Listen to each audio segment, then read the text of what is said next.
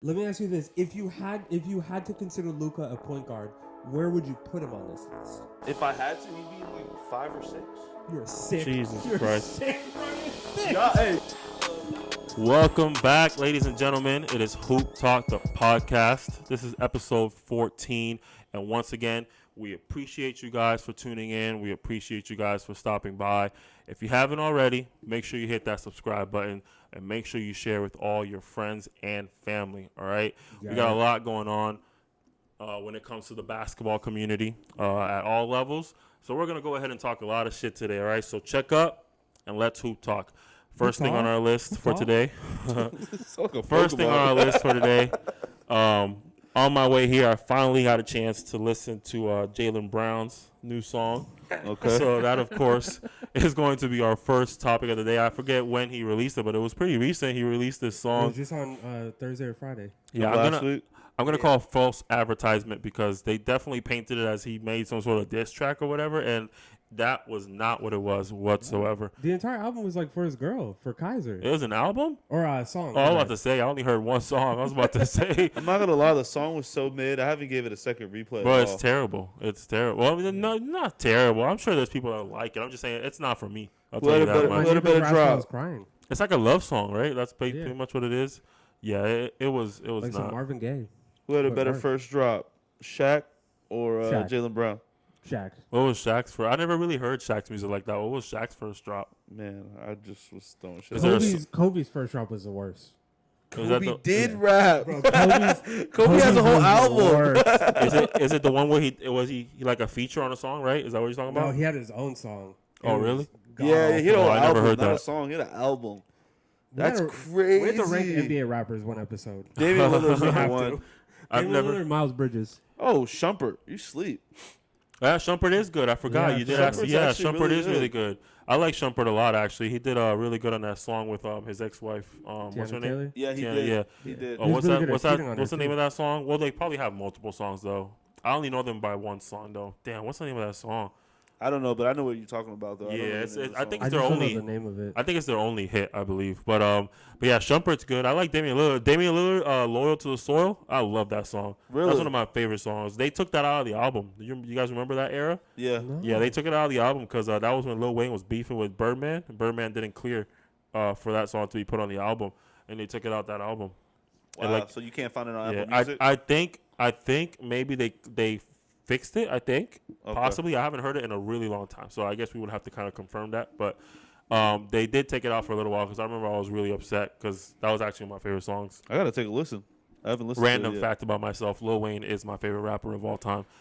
My boy Groove will love that. Who else is good? I can't think of anybody else. Miles Bridges. I haven't heard Miles Bridges. Miles Bridges actually like good though. Isn't he like a gangster rapper? Yeah, it He was does drill kinda music. weird. He's doing drill. It was very weird for everything about him. Yeah, No, it's not weird. It's pretty accurate for everything about him. Well, now we know, but before then we didn't know that he beats women. We didn't Oh, know about God. that. Man, Golly. Tyler, Jesus Christ. I'm sorry, bro. The second time he threw a brick in her windshield, I forgot.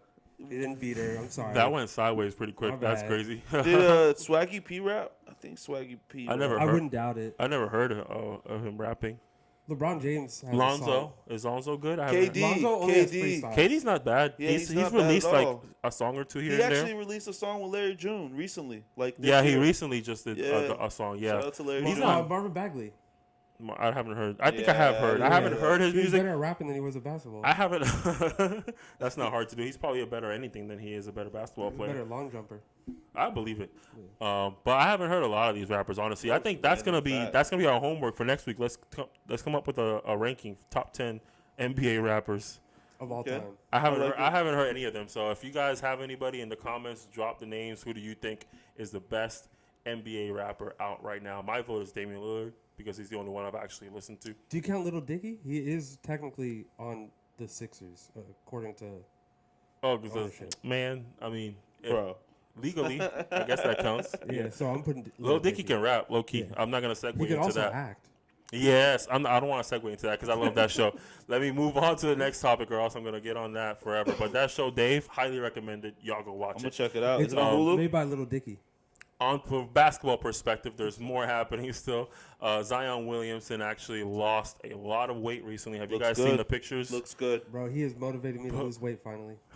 Before we get into the weight loss, y'all didn't think it was creepy that they put the emojis over the kids' faces? Yeah. Like, it made it seem kind of sketchy. Like, who are these kids? Like, did you kidnap these kids? Like, I don't understand. Why did they have to put... I understand why they did it. I do understand, but like I've never actually seen that done before, so I feel like it comes across as if he kind of like kidnapped the kids or something. Like, what the hell? Bro, there's kids missing from New Orleans all the time. They're probably there. They're trying to say he's at 281 from 284, which is a blatant lie. Ain't no way he was 284. Ain't no way he was 284. Bro is at minimum 325. 320. 320. I was thinking 325. 320 if he's easily. 281 now, he was 325. He's 281 now. He looks like a solid 250. That's what the reports say. I don't know if it's guaranteed. He's a thick boy. He's all muscle. Whoa. I think the report said that he. I think. All right. Whoa. We're trying to make a lot of clips today. I said it once. I can say whatever I want now. I've gotten that out there. I think the report said that he's trying to drop to 272. I think is what they said. He realistically should drop to 250, but yeah, 272. Sure. That's too much in one LeBron's off season. That's crazy. That's where he should be at to avoid injuries. Not in one off season, but that should be his goal. No, but for a power forward, I think 265 is a good realm to be in. It depends. It depends on how he's going to play as well. There. I mean, Joel Embiid is one of the biggest centers. He's what, 270? Yeah, but like no, Joel's not 270, bro. No, Joel's at least 280. Yeah. No, I think he's 300. I'll give him 280 because Joel's slimmer than he appears. He's just a big body, but he's not like fat. You know what I mean? Like Jokic is a little on the chubbier side. He might be closer to 300. I don't think Jokic is. I think he lost weight. I think Embiid Joel Embiid is 280. Yeah. Nikola Jokic is 284. There's no way that Zion 272 would make sense. For how much short he is in there? No. I'm not saying from an overall perspective, just from like weight loss in general. You know, getting to that 260 range is going to be good for him. It's going to improve his game. If he can overall, but I think if he's going to drop to 250, that has to be like 3 seasons of process. Like you have to drop like 10 to 15 per season. Like you can't try to drop 30 pounds in one off season. That's going to hurt you more than it's going to help you. No, I'm thinking he loses 10 to 15 pounds in the off season, and then throughout the season as it goes on, there's a normal weight loss everyone has of like 5 to 10 pounds. Well, I think that's realistic. I don't know if you guys remember LeBron and Carmelo went through that offseason where they both lost 20 pounds and it actually did really good for them. So I think him losing 20 would be the goal. I'm going to say it. LeBron was on steroids, and then he got off of HGH and went down to Miami that offseason.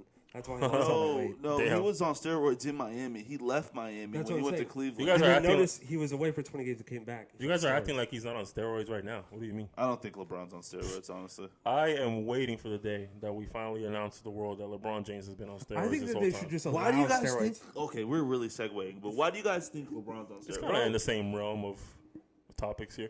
But like, there's no reason. I don't genuinely believe it like 100%, but I think it's in the realm of possibility because at the end of the day, like his physical ability to remain this, fit and, I don't even know what the word I'm looking for is, but like it's abnormal. It wouldn't be beyond. $1 million on his body on the if LeBron is on steroids, a lot of players they experimented have just on Gloria as much James. money or close enough to spend like him, and they're not this physically fit.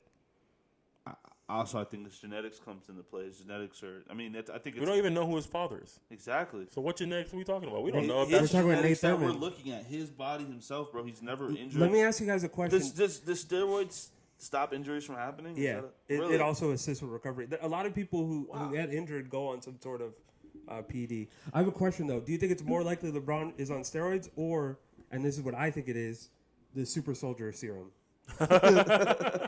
I think they experimented on Gloria James. What do you think is more possible? Experimented on Gloria James is crazy. I think the CIA and Delonte West. No. Delonte West is not involved. The CIA hit up Gloria James. That's crazy. Back before LeBron James was born, abducted her, experimented, and this is where we are now. All right. Well, I don't. To answer the original question, I think the steroids is the more likely scenario here. But I'm not saying I believe that LeBron is on steroids. I'm just saying it's not outside of the realm of possibility. Do you believe what I said is possible? Yes, I believe. No, impossible. I'm sorry, impossible. Yes. He tricked me. Impossible. What I would say with this take. I mean, if it came out, would you guys look at LeBron different? If he was a super soldier or no. the steroids? if he was on steroids. He's not giving up on this. No, I think most people are in the NBA. I generally do. Do I think would I look at LeBron differently? I'm not entirely sure. Man, that's tough. Yes, I would. I would. Yeah. I would look at his body of work differently. Yeah, sure. I wouldn't really care ultimately. Yeah. But yeah, I definitely would still kind of judge him a little bit for sure. But you know who does need to be on steroids? Who? Lonzo. With everything he's got going on, man, he needs something to get him back in the game because the way he I like finished, what you did there. the way he finished his nice. last healthy. Well, I mean, he's never had a healthy season, but the way he finished his last season that he was playing, like like we need to see more of Lonzo. Yeah. You know what I mean? Like Lonzo was just seen doing a lot of pickup basketball, and it was with NBA players, so a lot of professionals there. A lot of high-level basketball being played. Now, of course, we know for a fact that it's not the same as playing an NBA game, but he's playing against good players. You know what I mean? So they're gonna play at a fast pace. They're gonna play high IQ. At least 80%, I think. Yeah, exactly. So they're gonna play defense. They're gonna, you know what I mean? So even though, of course, pickup isn't exactly a determining factor here, but it is a good sign that he's back on the court and playing at a high level, or seemingly high level. But we need to figure out what is it going to take to get Lonzo back. I mean, I think he's already back. He's got a new knee. He's got that going for him as well. When I say he's got a new knee, he had that surgery that I think it wasn't even done in the United States. It was done overseas, I think. He had literally a knee transplant when it comes to the cartilage. Wasn't it with his meniscus though? It was with something, it was a super dangerous surgery. But it was cartilage in general. It was just cartilage that he was having issues with. He had a lot of bone-on-bone issue. But I expect him to have a good season this year. I expect him to come back. He's fully healthy. And then the fact that he's running these pickup games means he's trying to trust himself again. And we've all known and we've all seen those players that have been gone for 2 years. Clay went through it. John Wall went through it.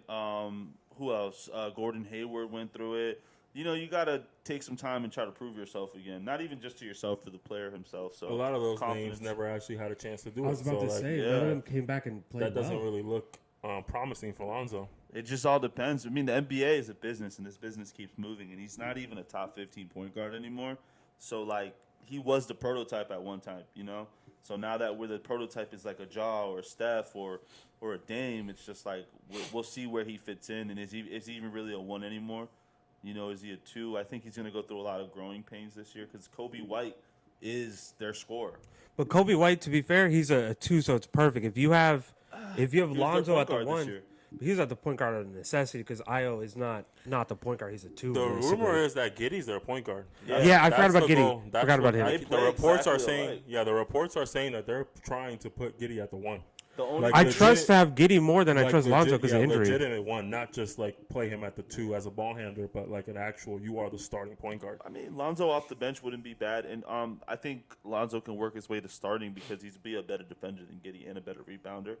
So it just all depends. I think it's going to take some season, some in-game play to get in shape and things like that. But I can see him starting somewhere else next year. But probably not in Chicago. I think Giddey's a better rebounder than Alonzo, but he's a better Lonzo's rebounder, better great passer rebounder for his position. But Giddey is also a great rebounder for his position. Lonzo's also the true point guard, though. I don't think when it no, comes Giddey to is too. No, pure point guard. I think he's a better point guard than. Yeah, I think Giddey is a pure point guard. Who's a better passer, Lonzo or Giddey? Whoa. No, I think Lonzo's a better passer. I think it's either closer than you guys think.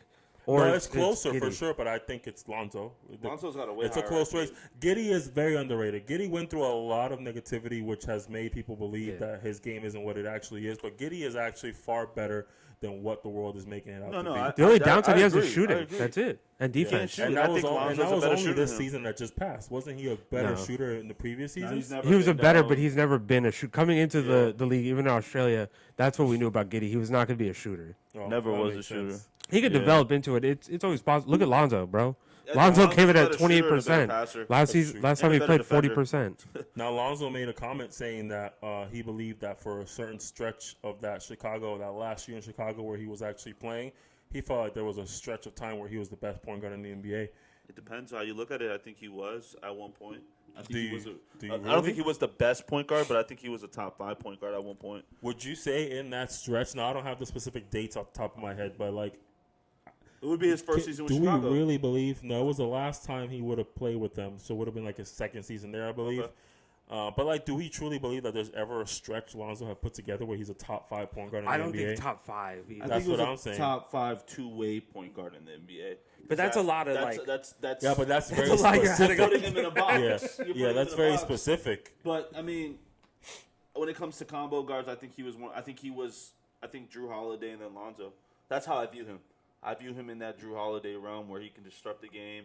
He can make good passes. He can make But good even open Drew shots. Holiday has never really truly been a top 5 point guard in the NBA. I'm saying for the box that I made. I made him a box. Oh, that's a little different. Yeah, Yeah, I those agree with If you. you there. if you add stipulations to it, yeah, that's much If you harder. had stipulations, I'm the GOAT. So like Drew, and then I would go another person I'd throw in. But that his tweener. comments ain't even about the box. He's talking about overall. He I don't felt know. like he was. I'm trying to look those stats up. And right he's now. only looking at a specific stretch.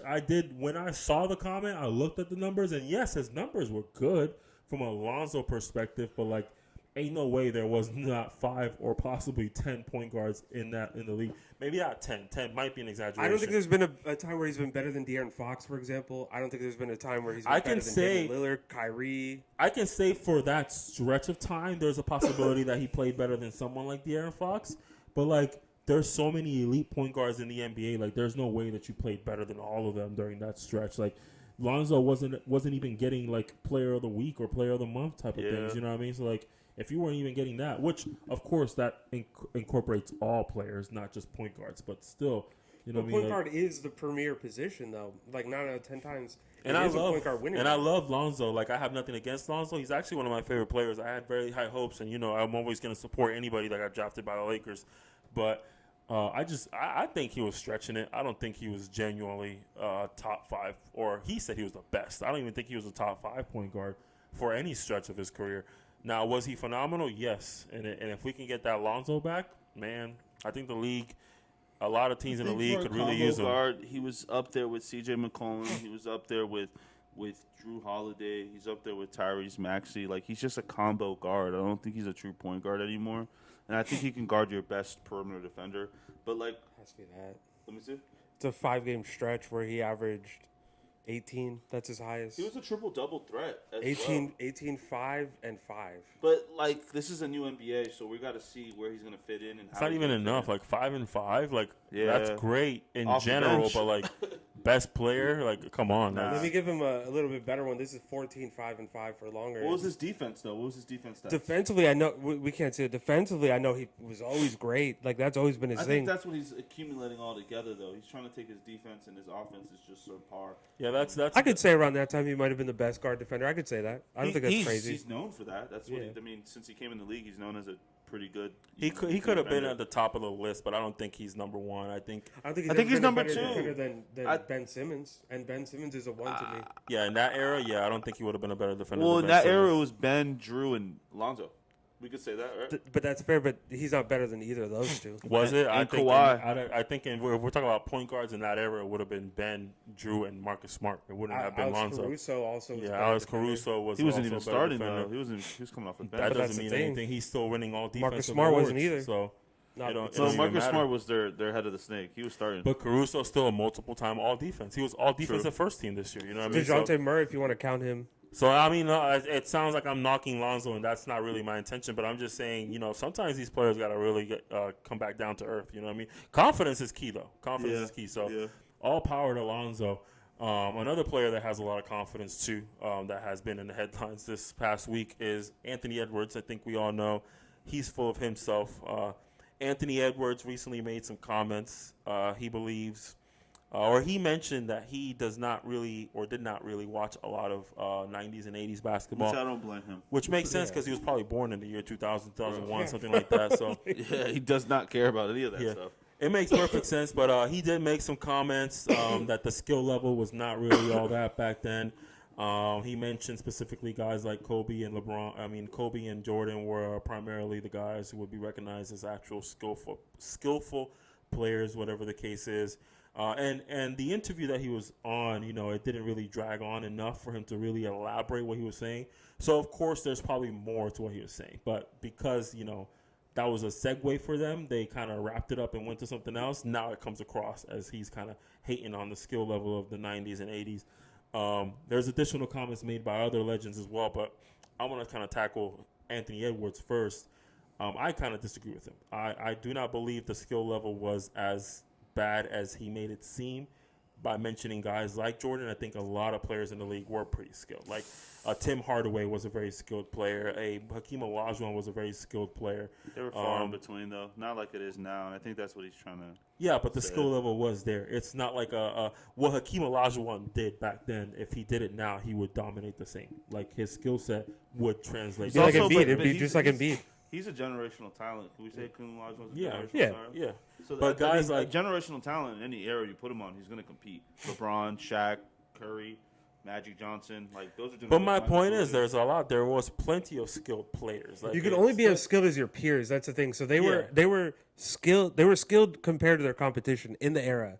Just like in the 40s, they were skilled. Just like with Bob Cousy, with Kareem, they were all skilled. But like compared to now, you'd be wild to say like this era is not more skilled than them. I agree with him when he's saying that. Like if he means that, but we don't actually get to know because he got cut off. There's no context behind it. So, but like when I'm picking it up and what I'm understanding from it is what he's looking at is like I can't take anything away from that era and add it to my game. And I think that's a big thing Because the game evolved. Yeah, so different now. You can't blame him for that. And him saying they're not skilled, it's like I can't really do that because the defense is already set up to stop that, even though that was your go-to move. I think the only move that we can really think about in the 90s that was unstoppable was Kareem's hook. Like, that you really couldn't stop, you know? The Dream Shake, too. The Dream Shake. But a lot of those are I mean, he's 7-footer moves. It's because the centers were the most position dominant. was the big man position at one point. Jordan's fadeaway was definitely unstoppable too. But he has his that's a fadeaway. post move as well. And he did acknowledge that MJ was it. And realistically, if you look at his fadeaway and you look at Anthony Edwards, very similar. You can see he definitely tried it. Yeah, Kobe's is right there. He took some movement from it. But I will say this. I mean, I don't blame him from what he thinks. But like he said, Michael Jordan is funny because he moves like him kind of. But with Magic Johnson's, I mean, can we just segue right into Magic Johnson's comments then, since we all kind of agree? Yeah, Magic Johnson. What did he say? He said, he basically He said he never doesn't won anything in high acknowledge school. anybody. He's never won anything in college. He's never won anything in the NBA. Yeah, he doesn't acknowledge anybody. Magic who hasn't won at all won. 3 level, right? Yeah, he did. But bro, if Anthony Edwards could say what he said, then Magic Johnson has all the room to say it because he's right. Anthony Edwards has not won anything yet. Yeah, Well, he's no, a winner though. He's a winner. Magic Johnson's a winner by far.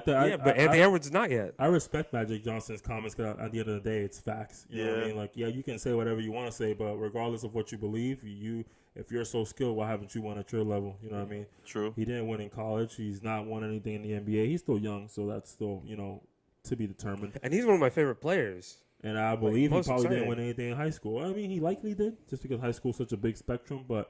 No, he didn't win anything in high school. He won. He didn't even win anything in the AAU because he didn't really play with talent like that. He didn't play with other good players. So I respect what Magic Johnson he played with said. a lot. Sharif Cooper, I think. Bro, he played with Cam Reddish. He played with a lot of people. He played. Oh yeah, he did. He Because there's did. that story. He was playing with a lot of people. But he was in Georgia. The rest of the kids were in Florida. I know that much. He's going to school in Georgia. I think the battle between current era and past eras is just dumb. It's like it's different generations. People were taught different things. They were raised to see the game different ways. I think it's strange for us to be so like sucked into the idea that these players believe they were so great, or defense was like this back then, or players are soft now. It's like it's just a different era of basketball. Like different things, like foul baiting is way more common now than it was before. Well, Hand checking is realistically back. Like I know people don't want to acknowledge it, but it is back. I will say this though. It's a bit different than what it To used to agree be. with Nas, it's like a car. It's like, the Hyundai 1999 was 9. The Honda 1999 Civic was amazing at the time, but now this like 2024 has warm seats. It has the ability to go 0 to 60. It's just like the As heated seats. Don't forget that, bro. Yeah, like leather heated seats. It's like, crazy. At the end of the day, like it's like we added pieces to the game now that are more pivotal than like dribbling the ball up to the up half court and passing it to the big man and running the offense. Bro, it's also like people don't do this with like the 90s to like the 40s. People recognize back before they were dribbling, like there was less skill. Yeah. Why don't we do this with the 2024 to the 1990s? It's the same thing. Yeah. My last take on it though, with all it is, I mean, it's kind of funny that he says that, but like back then, I think the most skilled players was the big man because you had to be skilled, and it's kind of funny because now look what's happening to our game. Like having a skilled big man is like makes you a top tier team. So like I don't think a lot has changed. Like what we're saying though, I think the pieces added to the game make the game a lot better. I think in my opinion. Yeah, I think it's just time to put that discussion to bed. I think all these people just trying to go up against each other to see who's the best era, who's the best generation. It's like, how are you ever going to determine that? You know what I mean? Like, it won't even be possible. You're going to get in a time machine and go play Michael Jordan versus I don't know who's LeBron the best versus LeBron one-on-one. Like, and LeBron's winning because LeBron's the GOAT. So there's no put debate. All right. We won't get into it now. We have a lot of good debates to discuss. But let's get into some of the local happenings in basketball. A lot is happening in our area of basketball. For those of you local fans that are tuning in, there's a lot of interesting things happening. GM5, from our good friend TP, is finally back. They had their, what do they call it, their combine a few weeks ago. So it's been a couple weeks now. But they're going to have their opening day this Saturday at Coombs Academy, if I'm not mistaken. So... for those of you who want to catch some good basketball, make sure you pop out to Coombs Academy this Saturday, August 31st, if I'm not mistaken. GM5, they're going to have about, I think, 4, maybe 5 games. They're going to have somebody singing the national anthem. They're working on getting like a whole step team to come up and put a little performance together. TP is wild. Yeah, TP got it going on, man. He's really trying to put on a show for the city. He's really trying to make it popping out here. So if y'all don't got nothing better to do, which I'm pretty sure you don't, GM5 can't be less important than whatever else you got going on. So pop out this Saturday. Fuck them kids. Yeah, F them kids, man. It's an unpaid promotion. We're going to try and be there. Yeah, this is a shameless plug, like TP likes to say, but we're going to try and be there. I think we all should be able to make it, or at least 2 out of 3 should be able to make it. We're going to go there. We're going to live stream. We're going to commentate. We're going to talk some shit. Nas, most likely. So shout out to GM5. Shout out to TP. I hope to see you guys there. On the other side of things, the FBA, my league. Shout out to the FBA. Where's my mic's in the way? Shout out to the FBA. Ooh, can't see it. Where is it? There you go, right there. Shout out to the FBA. Bro, he's struggling. The titty. I can't see the from the move your hand aspect this way. ratio, but no, it's too late now. But the FBA is organizing their first ever All-Star event. They're gonna have a 3-point shootout, a dunk contest, All-Star game. We're going to try our hardest to organize a quote-unquote celeb game. We're going to get some of the local influencers in the area. It could be me, small business owners. It could be Orlando. influencers. It could be basketball players that are popular in the area. We're going to try and organize a big show, maybe even have some performances, whatever it takes to put on a show for the world. But it's going to be the first ever FBA All-Star event. It is far down the line, so trust me, you are going to get plenty of reminders. I'm going to have the inside scoop on everybody who's going to participate. So next week, I'm going to start releasing some names. Excuse me. So I hope you guys tune in for that as well. Did you have something to say? Am I invited? Yeah, of course. If you're to going the to pay. celebrity game. Oh, I mean, I could talk to them and see. I am I want to a play. local celebrity. I want to play. I can talk to them and see. Let them know. Get down. You should consider it for me. Well, I can't consider anything, but I will ask them to consider it as much as possible. Pluto used to be there. And then last thing, when it comes to the local scene around here, we just went to the Orlando Women's Basketball League last week and caught a couple of games. Just yesterday. We went yesterday as well, but we didn't record anything. For those of you who have not tuned in yet, at the end of this episode, make sure y'all go to our page and check out our live stream of the Orlando Women's Basketball League. It was some dope games. Some dope players and some dope highlights and some good interviews as well, so you guys can get to know some of the players that participated. But they're going to have their All-Star event September 16th, if I'm not mistaken. And they actually announced all their All-Stars. So I actually wanted to take the time out to mention them all. And if I can, I'm going to make sure I can put them on the screen as well. Is our girl Lisa in there? I guess we'll find out. But representing the Orlando Fire, your dog, Tiffany Hodge. Who was that? That's the shooter. The girl, the one that you said you used to hoop with at LA Fitness. Active shooter. Yeah. Active shooter. Shooter alert. She's actually averaging 17 points per game, 6 rebounds, and 3 assists. Representing the Orlando Fire again, Lily Jacobus, maybe. I'm sorry, I apologize if I'm mispronouncing your name. She's averaging 14 points, 4 rebounds, and 3 assists. Did we interview her? So shout out to her. Lily, I don't believe so, no. We interviewed her. Representing the Orlando Fire again. That squad is loaded. Neri Perez. I'm sorry. I should know how to pronounce Perez. What's wrong with me? Jesus Christ, bro. 13 points per game, 3 rebounds, and 4 assists. Representing the Orlando Fire again. Jasmine P. Evans, who's averaging 8 points, 5 rebounds, 2 assists. Bro, they're built like the Celtics. Now we're finally done with the Orlando Fire. Representing Team Drift, we got Sean Randall, who's averaging 16, 7, and 4. That's one of the twins. Yes, it is, actually. Representing Team Drift, Natalie Leatherwood, who's averaging 11, 11, and 1. Double machine. She actually That's actually fire. I think she just recorded 18 rebounds, which is the highest amount of rebounds at the Orlando Women's Basketball League.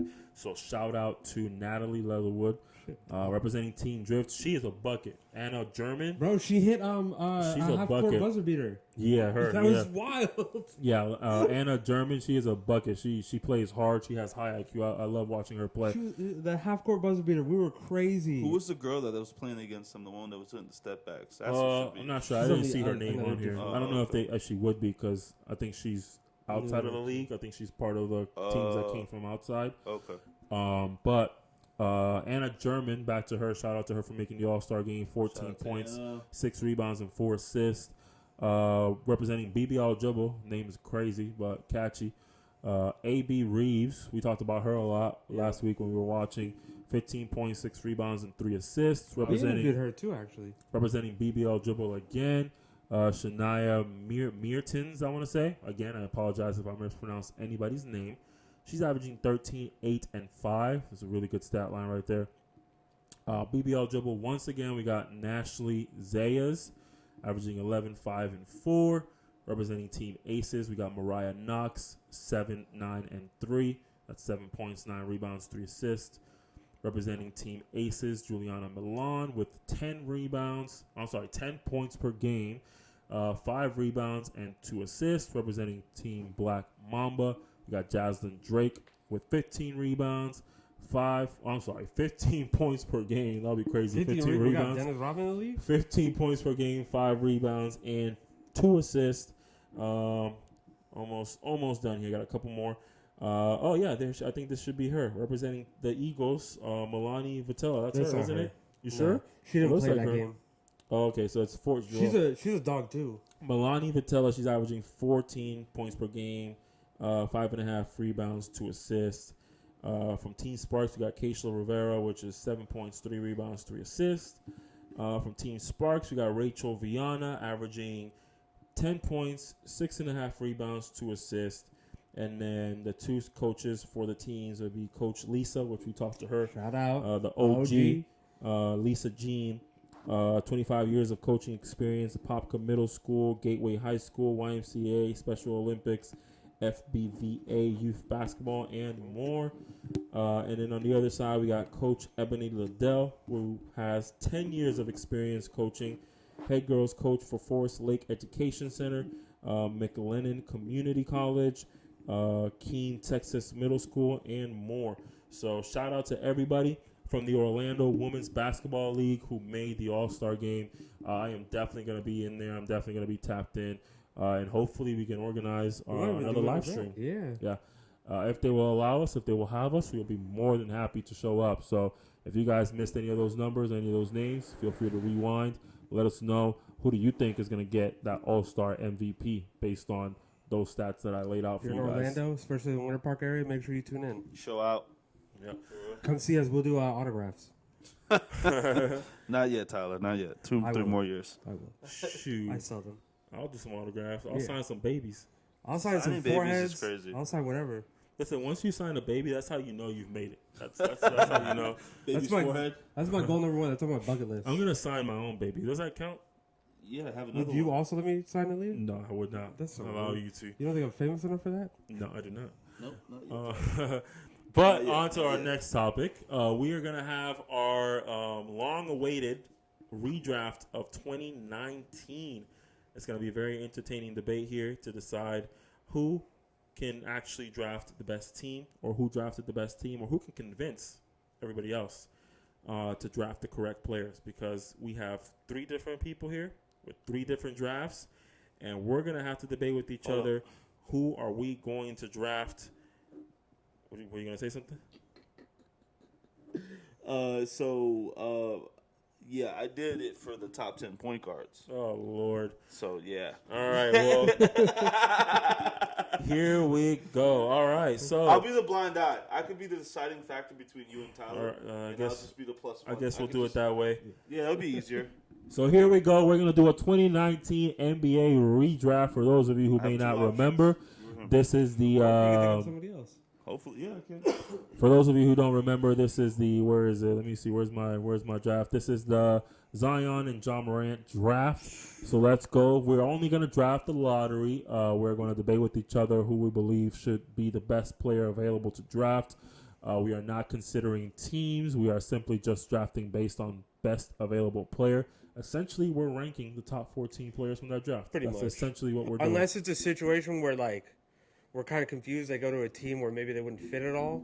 Yeah, if we can't decide now, for example, last time we had a team draft back to back, and the first pick was a center, and we were about to pick a center again, but we decided against it because it would make no sense for the team to draft two centers back to back in the lottery. So in situations like that, we will, come together and decide. But for the most part, let's start from the bottom with the number one pick. The New Orleans Pelicans are going to select, in my personal opinion, you guys are ready for this? Zion Williamson. Wrong. They're picking Ja Morant. I'm going with Tyler, Ja Morant. I'm looking at the list. Let's talk about it. Why would they select Ja Morant? Availability is the biggest piece here. Not only that, but the playoff success that Ja Morant has had consistently. But availability, he's played 257 games in the seasons that they've been drafted in, whereas Zion has played 180. I mean, that's a full season worth of time missed. And that's because Ja Morant is dumb, and we talked about last time. Maybe if he's in a different area, he plays differently, doesn't run into the same gun issues. I think that he's better. All right, so let's discuss this, and let's break this down. I'm going to try my hardest to get you guys on my You're page. going to be even more mad at my next pick. Well, okay, Lord have mercy. All right, so I do understand why we would select Ja Morant. I think they are relatively interchangeable here. I think I can accept drafting Ja Morant. My thought process here, though, is I'm looking at it from a Joel Embiid perspective. We are looking to get this player at his prime once he gets there, and we believe at his prime, if we can do all the right things to get him on the right track with his health, to get him prepared to, once you hit your prime, you are prepared to ball out and dominate. We believe that as a player we can win a championship with. Yeah. We understand that there's some health concerns that is going to prolong this process, but that's how I'm looking at it from a player perspective. Who you are going to be in your prime and who you have demonstrated already to be at your best is better than Ja Morant. Because I'm looking at it from two perspectives. Present day, the best version of Zion is better than the best version of Ja Morant, in my personal opinion. And, I agree with that. And in the best version, yeah. I don't think so. The best version, 100%. The best version of Zion is better than Ja. I haven't seen the best version of Zion. Now, we can talk about playoff success, but that shouldn't be a factor because we're drafting him onto a different team. So we can't guarantee that playoff success would happen with the new team. So we're only just basing off of the skill of the player. So the best version of Zion, to me, is better. And if I'm going to draft him with the idea of let's work on this, let's have a couple down years where you're not going to play. Nah. The issue is we've never had that, though. Yeah, and we're Joel we're Embiid. drafting him with the knowledge that we have. Joel Embiid would have been a risky pick. Yeah, Still. he was, but his He would have been, trajectory but that's the process that we're thinking. To this was- day, Joel he'd Embiid still be has a risk. higher ceiling than Zion would. And number two, with all this whole conversation, I'm gonna be a little biased. I got to see a healthy Ja Morant, and I got to see him hit his ceiling. I've yet to see a season where Zion could be like, I took over that season. For a full season. For a full, you're right. That's you're the 100% issue. right. So when I'm doing it like that and I'm drafting, I'll take Ja. Yeah, I'm a GM. I'm not trying to get fired because I messed up on the Zion that's Williamson a pick. for sure. Like first round, like I know I'm gonna get 30 points, 6 rebounds, 7 assists. So all that is correct. All that is correct. I feel that. I respect that. But remember, when we are redrafting, our concept here is who is the best available player. So at their peak, is Zion not the best available player? So would we not risk getting that peak at some point, even if it's 5 years of injury problems If we do what we have to do as an organization to prepare him to be healthy and to be ready to play. Can I be devil's advocate? We're going to get a peak from Ja Morant that's 90, maybe 85%, but it's more consistent. And we haven't even seen peak Ja Morant yet. So we don't know if this is peak Ja Low Morant. key, what I wanted to say is we don't know if the we best. don't have to trade AD anymore. We don't know if the best Zion is also peak Zion. He could be better than that. Did y'all hear me? I heard. We don't have to trade AD no more. So if we don't trade AD, No, that happens. No, you trade AD. You no have to matter trade what, AD here to get this pick. You don't. no, you don't. Oh no, I'm sorry, you don't. But that stuff doesn't impact this. That No, it trade has doesn't. to But happen. I'm just saying, like, you imagine that link up, like a Ja Morant AD like link up, like. Yeah, but the trade would have happened before, so like it wouldn't really. I'm assuming they still get Ingram, they still get Josh Hart, they still get Lonzo. Still, I like that better with Ja. I generally think that Ja is by get far Hart. the consensus number one pick now that we've seen their career so far. I'm willing and it to could accept. develop further. I'm willing to accept that. Okay, so then with the number 2 pick in the 2019, Want me to go first? well, actually, just to make sure we got it clear, the number 1 pick for the 2019 redraft is going to be Ja Morant. I'm okay with that. I'm not opposed to it. With the number 2 pick, the Memphis Grizzlies are on the clock. I'm going to go. Did I go first the last time? Yeah. All right. Who do you believe should be the number 2 pick? And again, I'm going availability. I'm going who is going to make my team better, not just who's going to play out of their mind. Darius Garland. Oh my god. Come on. Yeah. So this is okay. I can accept Ja Morant, and I get the whole availability thing. Bro, he's been an But all-star. But if we are considering, there's 2 things that we said here that I need to make sure we bring back. You said that you don't want to fuck up your career as a GM by drafting Zion, right? Yeah. So if we are considering that as a factor, you have the ability to fuck up your career by drafting Ja Morant because you drafted an idiot, right? We have no clue if Ja Morant's ready to be. We already made that assumption before, Miles Bridges before, and Kevin Porter Jr., that anything that happened is not going to happen in the new situation. Okay, So we're not accounting for anything else. Okay, so regardless, there's no way we don't take the risk here. I get not taking the risk with the number 1 pick. There's no way we don't take the risk here. If I'm a GM and I see Zion on that board and he slipped to 2, I'm taking Zion. To be fair, Zion's third, but what is the downside of picking Darius Garland? It's not about a downside. It's about the gap between Zion's peak and Ja Morant's peak is close enough for me to say, I get it. Let's go with Darius Ja. Garland. But the peak of Zion and the peak of Darius Garland is not the close same. enough. We have to go with Zion. So we have to. Why is it best- so far? Because I'm also accounting for injuries because we Because know the that Zion best is gonna deal version, with this. because the best version of Zion is dominant. The best version of Garland so far is just simply an all-star. The Game best, manager. the best Game version manager. of Garland is an all-star. It's a 20-8 player, and that's all. That's we've seen not so far. dominance. But That's that's him playing next to Donovan Mitchell. We never got to see him when he's the so leader we of the can't offense. predict it. Yeah, we can't it's like we predict can't it. do it I'm with looking Zion. when Because I we saw can't predict Zion, that Zion's I'm not not injured. predicting Zion not injured. I'm saying the peak of I'm Zion. agreeing with I'm you, looking Nas. at the skill of the player. When I see Zion playing at his best, for example, that playing game versus the Lakers, that is a Zion I'm looking at. That Zion is arguably the best game he's ever put together. The clutch performance, the ability to carry his team. Did they win that game? I No. think they lost. They lost. He got injured, though. They were going to win that game, and I'm a Lakers fan. Rebounds and assists. Right? He did really good as So- well, too. The peak of Zion, Garland hasn't given me But you're that. basing it off Garland- of one game. No, I've No, I'm I've just seen taking off- Zion yeah, dominate like I'm that. taking Zion off. I'm taking Zion now before Garland. Zion dominates. Garland just plays great. Yeah. Zion dominates Zion a game. just doesn't Zion- he hasn't had a body of work yet to give you an all-star season / leading in field goal percentage. Like, he hasn't had one of those yet. But I think with the weight loss, he'll have that this season. I think Darius Garland just has more pieces of work.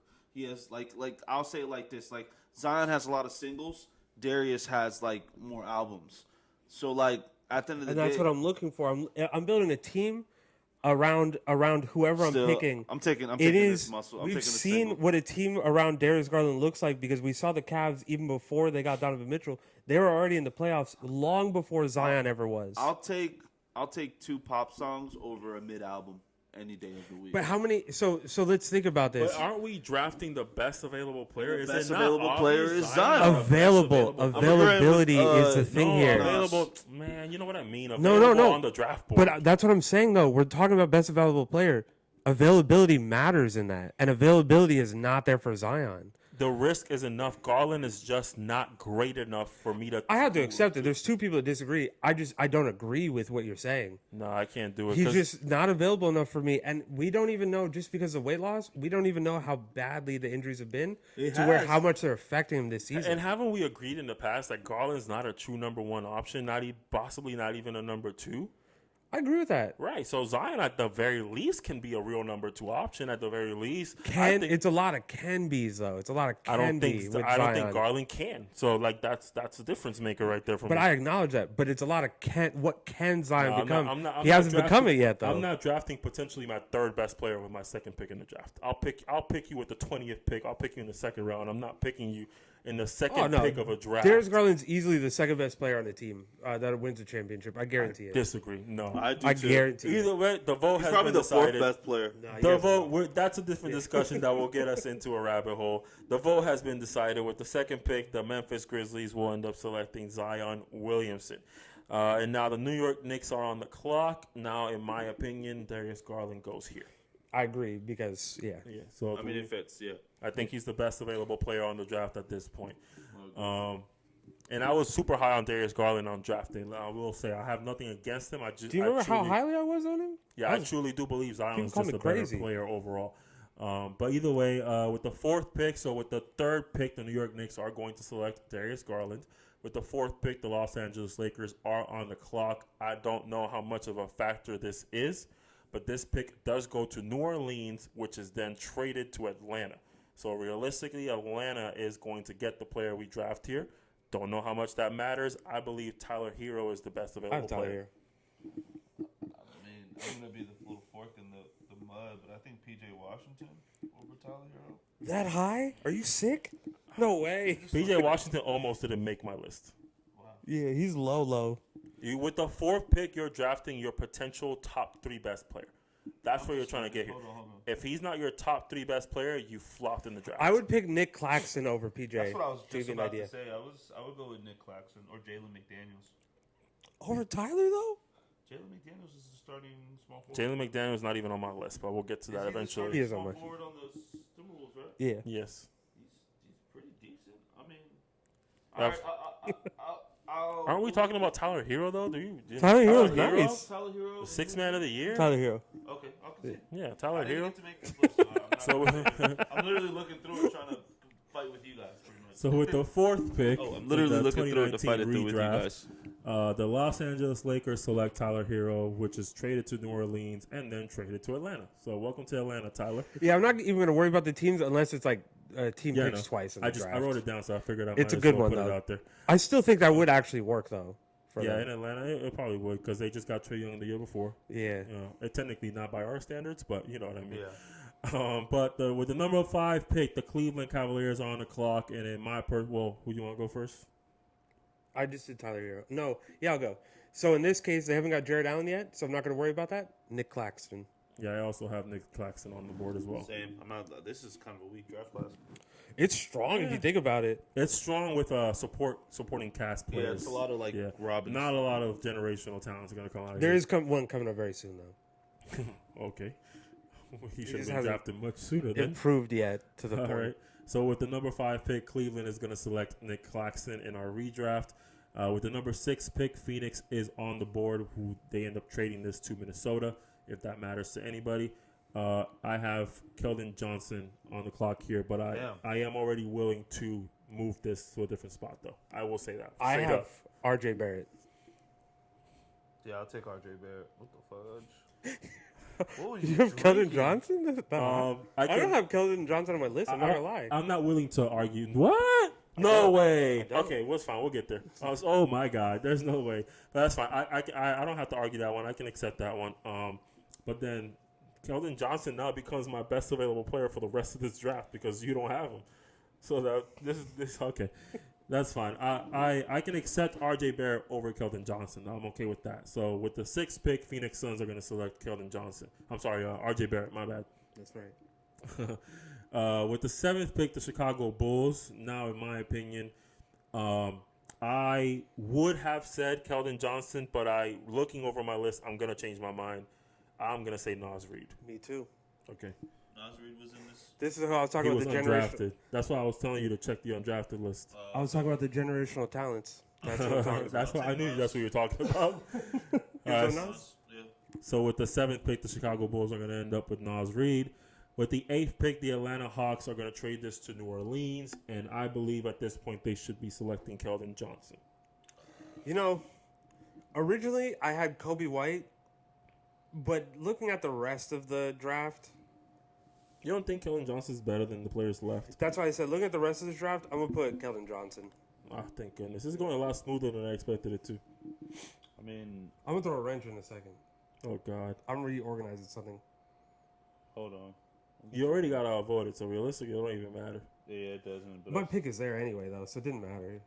I mean, I think Jordan Poole over Keldon. That'd be my argument. I'll take Jordan. Poole? I don't even have Jordan Poole in the lottery. Yeah, he's in this draft. I don't have him in the lottery. I don't. Wow. No. Wow. I think very low of Jordan Poole. I'm so I know. sorry. We had that discussion yesterday. I mean, yeah. Then if it is what it is, What yeah. pick are we at? We're at 8, right? Yeah, No, that was 8. This yeah, is that 8. would have been 8. Yeah. So the number 8 pick, the Atlanta Hawks are going to select Keldon Johnson. This is going smoother than I expected. I'm not gonna lie. With the 9th pick, the Washington Wizards. draft class. I wasn't. I rushed because I forgot this player was on the board, so I did put Lou Dort here. What do you think? I have Lou Wow. Dort. Yeah, Lou Dort for sure. I'll take Lou Dort over. The torture chamber? Are you Yeah. kidding me? So we Hell agree. yeah. Oh, I'll take Dort over the last guy. that's a unanimous. I wouldn't, but that's a unanimous there. Keldon Johnson is just a good overall player, but that's fine. With the number 9 pick, the Washington Wizards are going to select Lou Dort. He previously went undrafted, by the way. So good for him to Shout have out this to the come Haitians, too. He's Haitian. up. Yeah, he is Haitian. Oh, he as is. well. Yeah. That's fire. Yeah, he is. Shout out to myself. With the number 10 pick, the Atlanta Hawks are going to select, in your opinion. Wait, the Hawks already had a pick earlier. I didn't take that into account. So they already drafted a guard. Tyler Hero, yes. So I'm gonna switch around Cam Johnson. Ooh, yeah, that's a good pick, Kim Johnson. Yeah, but like, don't switch it around just because they had a guard. Who you were going to pick would still be a good fit, in my opinion. No. Who were you going to pick? Kobe White. Yeah, he would come off the bench just like he did on the Tyler Bulls. Hero's already picked to come off the bench. Why wouldn't he start at shooting guard? I don't think he's good enough to start a shooting guard. I don't think he's a Who starting would caliber. start over him in Atlanta at this point? Back in 2022, Nobody. I don't know who they had. Cam Reddish? Nobody. No, Cam Reddish was on. Yeah, Cam Reddish. Nobody. We're just going back. Nobody. Tyler Hero would start. Come on. You know he would. Like, he definitely would start. Yeah, Tyler Hero will start over Cam Reddish. You're tripping, bro. He's averaging 20 points a game. He was a great college player. He was hyped coming out of college. And on top of that, he's the second best player on this Okay, team yeah, right now. I'll stick with Kobe White. Yeah, I think Kobe White would still be a good fit because he came off the bench for the Bulls originally. He would come off the bench for the Hawks too.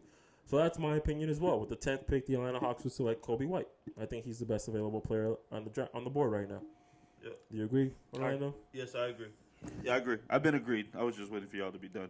I didn't really have a say-so in there. 'Cause Tyler Hero, like, when I think about it, Tyler Hero really is, like, even panning out, he might be the third best player, like, career-wise on this list. Maybe fourth.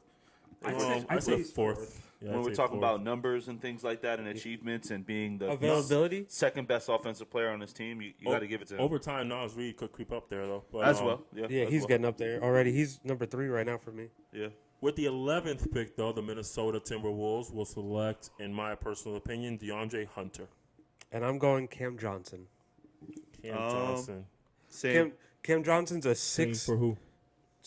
Cam Johnson? Cam Cam Johnson. He's a 6'9" power forward, small forward who can shoot I'm the cool with 3, it. who can defend. I'm cool with it. You don't gotta convince me. I'm cool.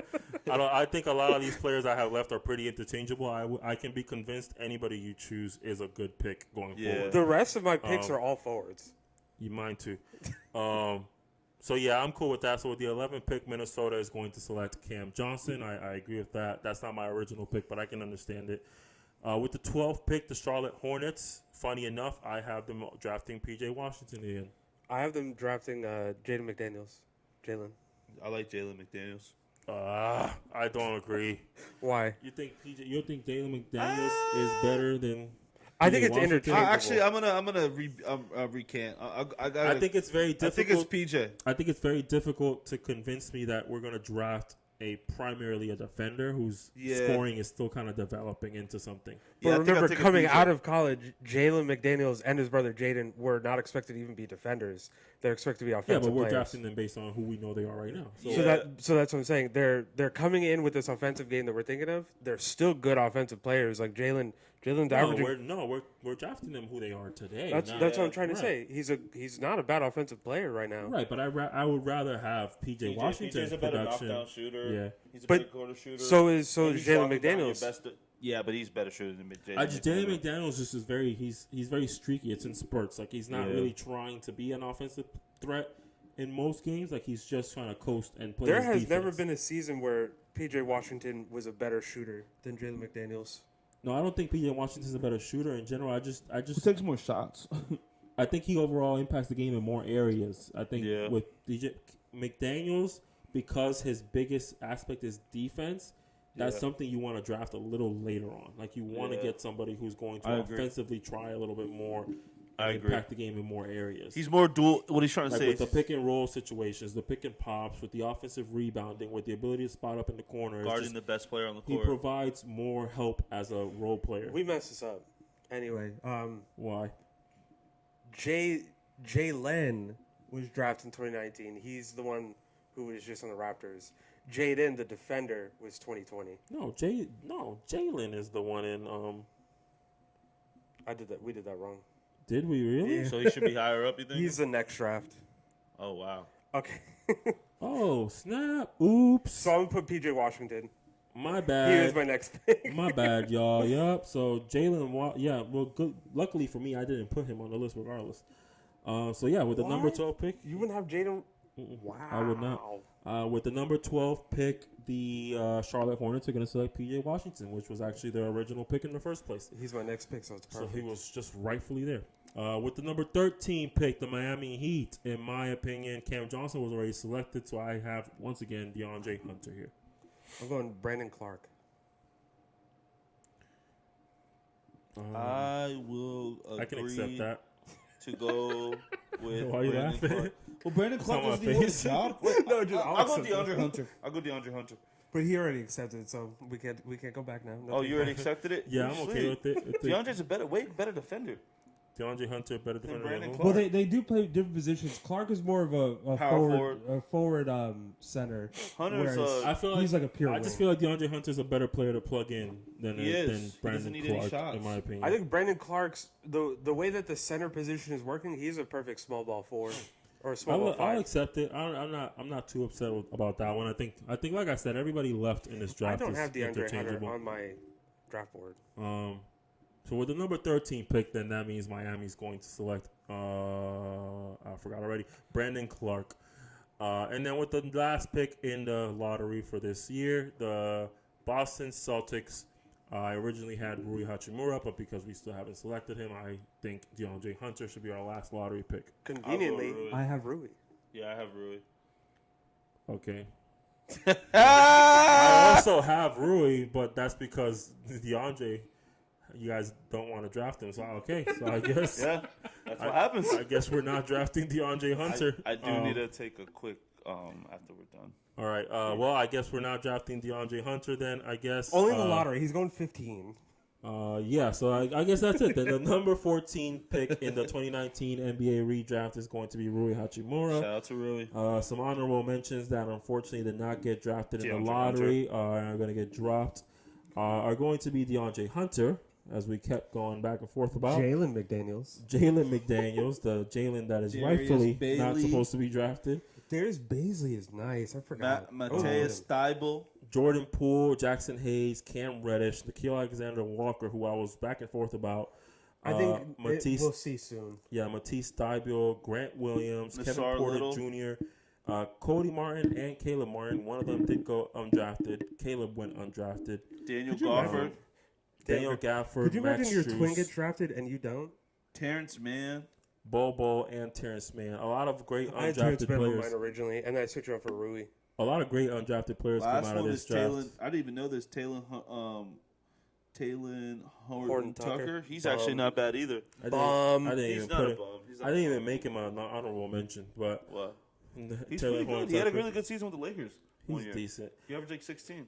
No, not with the Lakers. Not worthy with the of Jazz. a mention in my list, in my personal I don't even opinion. think he ever averaged 16, actually. All right, but that is our 2019 NBA tennis is redraft. That is our 2019 NBA redraft. We're going to get that one last try. We're going to take a quick little break. We're going to go ahead and go into a little ad for you guys. Our first ever Hoop Talk podcast ad. See you guys at the other end of this.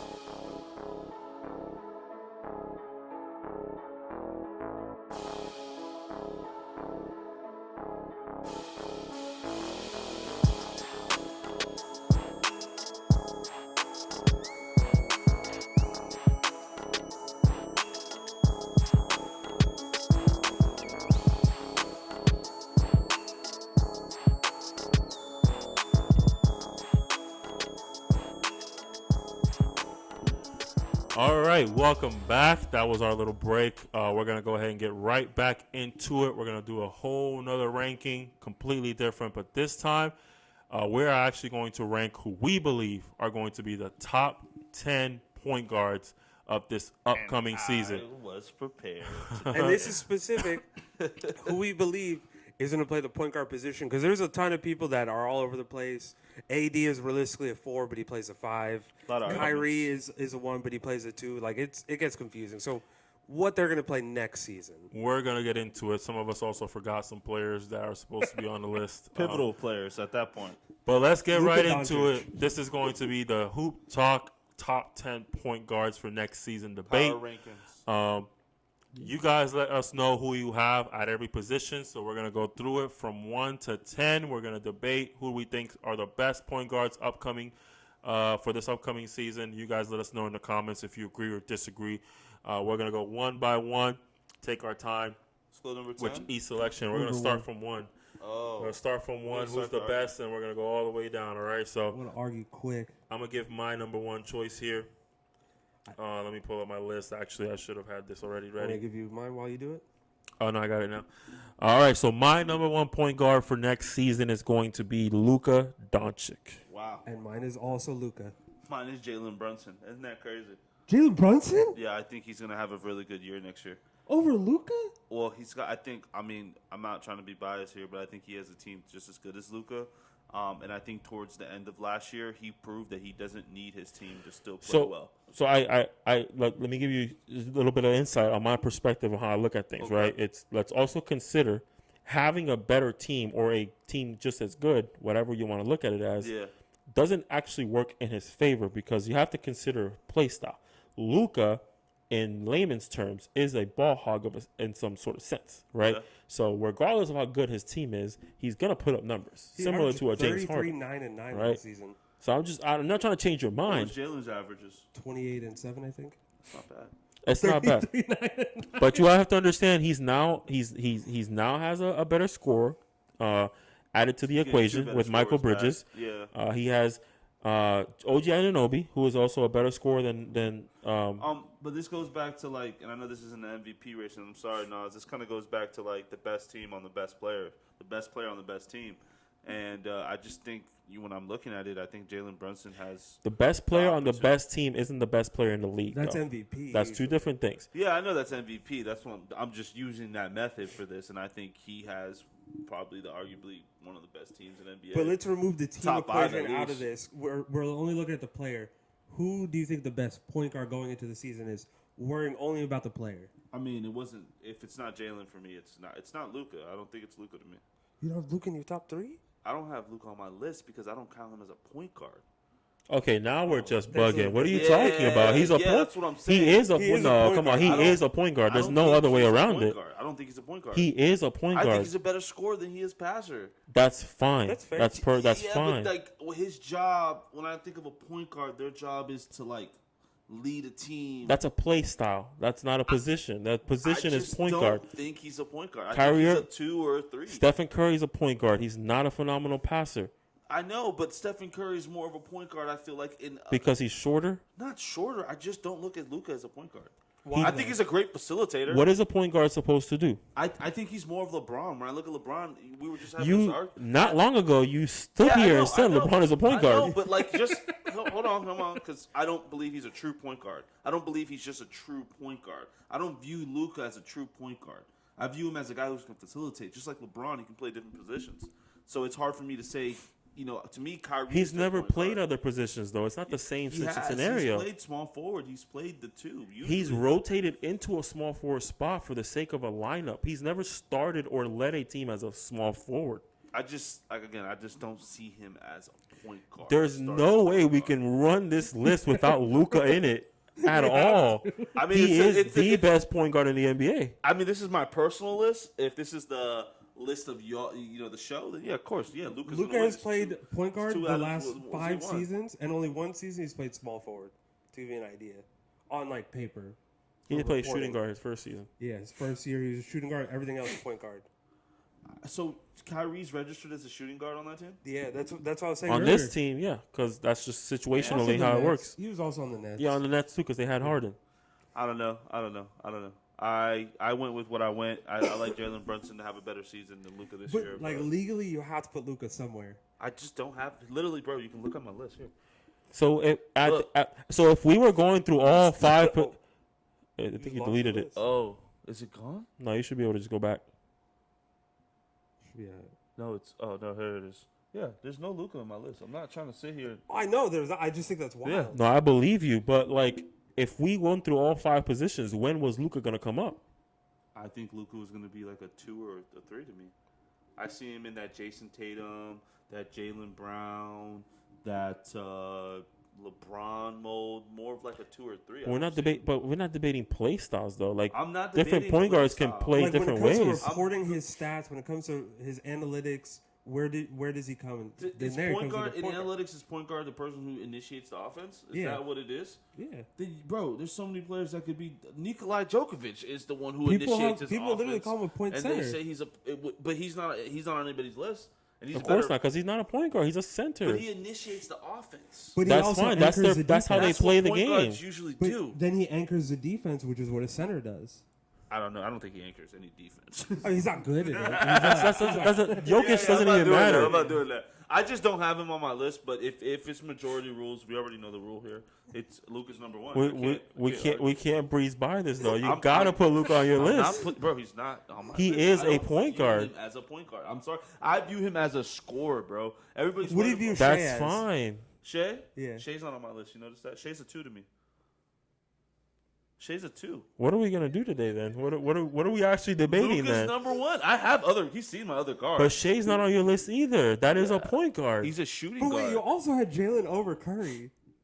I think I'm saying impact because I thought this was like how good of a player they're going to be next season for their team, how valuable they are. I think Jaylen Brunson is the most valuable player. I think if they lose Jaylen Brunson, that team's not as good.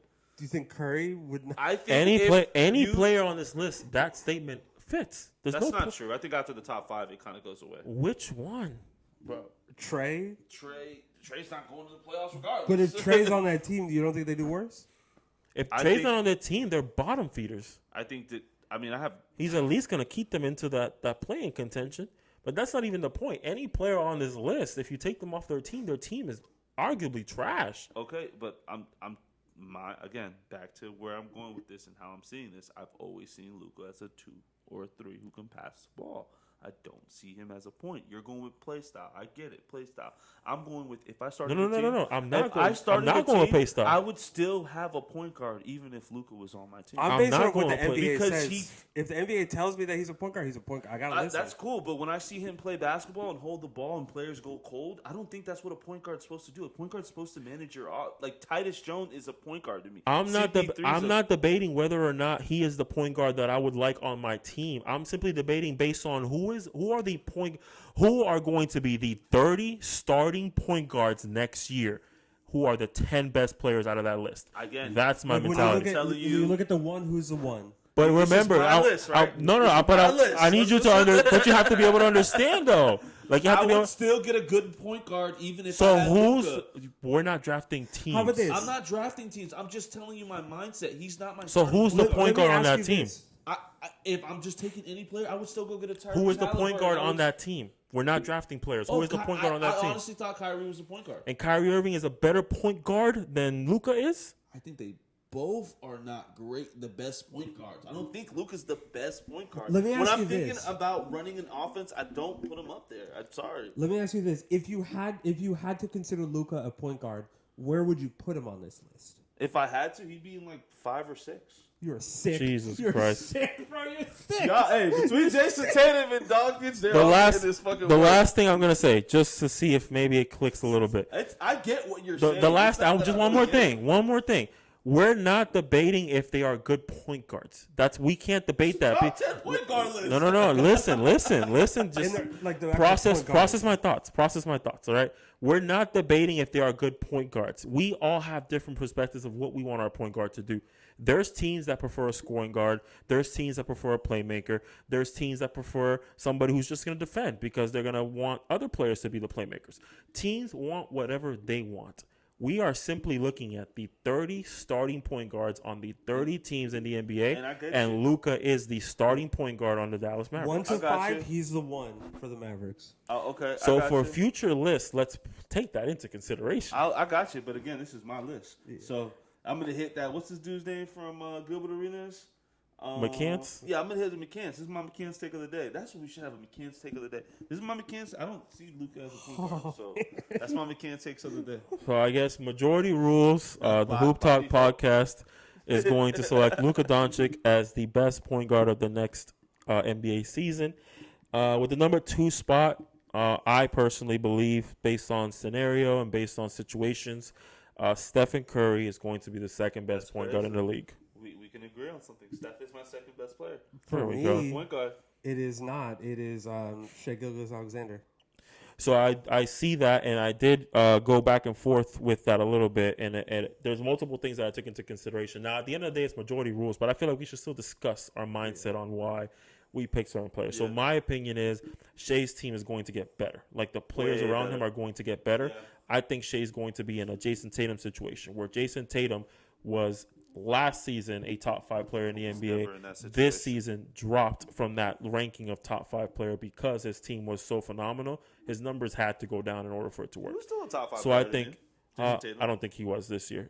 I think by default it's possible because Embiid He's was like injured. right on the cusp. Yeah, I think because Embiid's injury, he kind of falls in there, but I think he's 6 or 7. I like Jason Tatum. But either way, my point is his numbers go down, which decreases his standing within his position. I think that's what's going to happen to Shai. He's going to be phenomenal. I have nothing against what Shai's going to be able to do, but because his players around him are going to be much better, demanding more shots, demanding more opportunities, Chet, Jaylen, etc. Yeah, I do believe especially Chet. Shai's numbers will not, Shai's production will not look better than Steph. Steph's team is going to be bad, Can I give you the- and I think he's had I'm no also choice adding but to in go Shai's crazy. Defense, though. Shai is he was 7th in Defensive Player of the Year voting this year. No, He's I going to continue that defense, and to be even better if he doesn't have to be that offensive guy he was. No, that, yeah, I think that's great, but I still think what Steph is going to bring to the table is going. I think Steph is going to look like the same Steph that was not able to take them to the playoffs a few years back, where he averaged 30 points per game that season and he was in contention for MVP, even though his team was actually very low in the rankings. That's the Steph I expect to see. That Steph, to me, is more productive and more valuable than I Shai. think this The year. Shai I predict. I think this was a big summer for Steph. I think Steph lamented his GOAT status. I know he was GOATed before that, but winning a championship in the summer is a big thing in the Olympics. And Especially I he never think had one. most of the players that it's usually a guard too that comes out of there. I think between him and Anthony Edwards, I think they might be in MVP runnings. I think this might be Clay's. I mean, not Clay. Steph's really last really big season where we get that 90, 40, and 50 type of season. I have big expectations for him, and also, I think I was the only one who thought Golden State can still make the playoffs. So I'm really pushing for him to make the playoffs. I really want a good season from Steph. I don't put it past them. Go ahead. Sorry, your point. I don't see it. Curry is missing a whole offseason of rest that he normally has.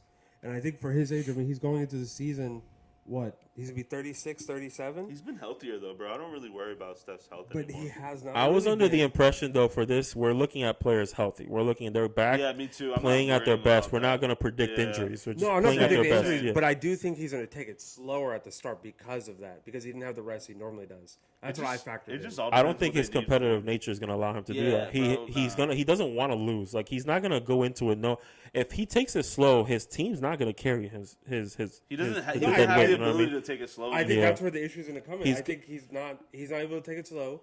The Warriors, and we talked about when we ranked them, they falter, and I think that's the issue. I think Steph Curry is going to have a nice 24, 25 Whoa, game season. 24? Nah, I can't I don't see think Steph so. averaging I think Steph's 24. averaging 28 minimum. I'm, Literally, Listen, same. I want to pin this because we don't do this. I want to make a bet, and I want to come back here in April. We'll do it. We'll start I'm doing down. it now. Shake We'll my start hand. doing it No. now. 24, 28. I'm Can I gonna- say I'm gonna 27? You said 28. Can I I'm say just 27? saying, You're about to change too. I just went lower than what I said. Originally, I said 25. So now it's No, you said 24 and 25. So which one's going I'm to be? going lower. I'm going 24. 24. So I want to I'm go going lower higher than too. 24. 27. No. You said 28. I- You said 28. Can I go 27? That's close enough. I don't. No. And still a phenomenal I think season. he'll average 30. Okay, to be I'll honest. let you do 27. I'll let you do Yeah. 27. I think he'll average a And I'll minimum let you of do 27. 27 as well. Okay. And we'll figure out. Injuries cancel this out though. If he gets injured, Yeah, then like that we'll cancels do it the out. NBA. No. Yeah, we're not predicting injuries for this. We're playing at their best. He can I need he 66 can roll his ankle. He can roll his ankle and miss a week, miss 10 games, miss 15 Yeah. games. But if he's out for half the season, you know what I mean. Let's do it like If this. he's not out this season, I agree. Hold on. Let's do it like this. Let's do it like the NBA does it. Let's give him the NBA minimum. If he doesn't reach the NBA minimum, I think that's nullified. We can't. I say No, drop it 'cause to he hasn't- 60. He hasn't Drop been it to hitting 60. 65 games lately. So I say drop it to 60. I'm For gonna our say- bets I'm gonna account, it has to be 60 gonna games say- minimum.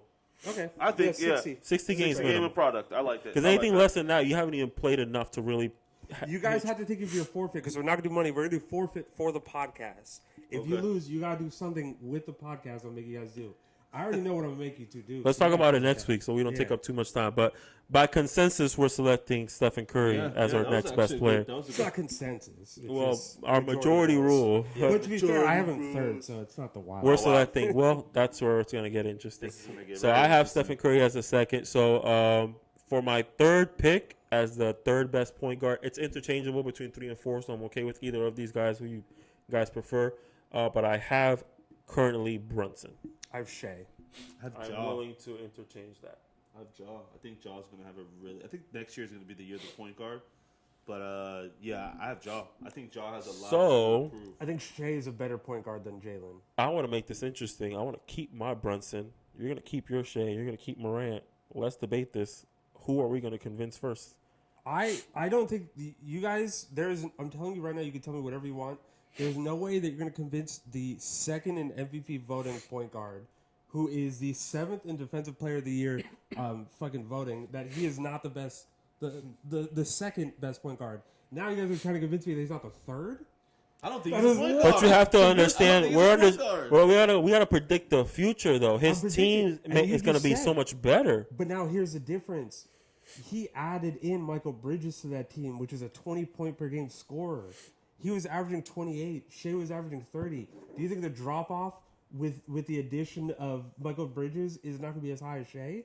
Chet Holmgren already averaged 16. What is he going to average, 25? No, I believe the Knicks are going to conform to Brunson. That's my opinion. I believe they're it's going to 16. conform. They're going to play the role that they need to play to make Brunson successful because they You don't believe think in OKC is gonna do Brunson that? carrying him. They got No, rid I of be- Giddey. The ball's going to be in his hand more. No, I believe that their goal is to continue to elevate these young guys that they have. And I Yeah. think Shea will also buy into that. I think they want Chet to be a secondary, possibly third best get what player. he's saying. But I who's think gonna they be that want. ball handler now that Giddey's out? He's going to be the ball handler, but I think if anything, his assists might increase, but his scoring isn't going to be the same, in my opinion.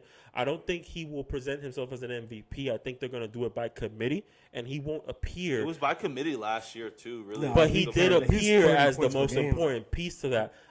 I believe, and this is not a part of our ranking, but I do believe Chet is going to elevate to a high-level player. I'm not saying he's going to average 25 or 30, but I think Chet has everything in him to average 20 he's right to behind 22 Wemby to points. me I when agree it with comes that, to 20. ceiling. That's a I lot agree of with that. points that Shea's going to have to shave off. If Jaylen already averaged 18, what's stopping him from averaging 20 as well? But now here's the thing. you already have. So let's assume that we're gonna take the points off of Shea here. So we're gonna take 4 points away and add it to Chet. So now he's at 20. We're gonna take another 2 points off of him, and now Jaylen, he's averaging 18 to 20. So now SGA is right around 24, 25. Yeah. Remember, Giddey's gone now. Giddey was the point guard last season. He was the primary. His shots are gone too. His shots are gone, and the ball is in Shea's hand more often. I don't think that it's crazy to say that Shea might average 30 again.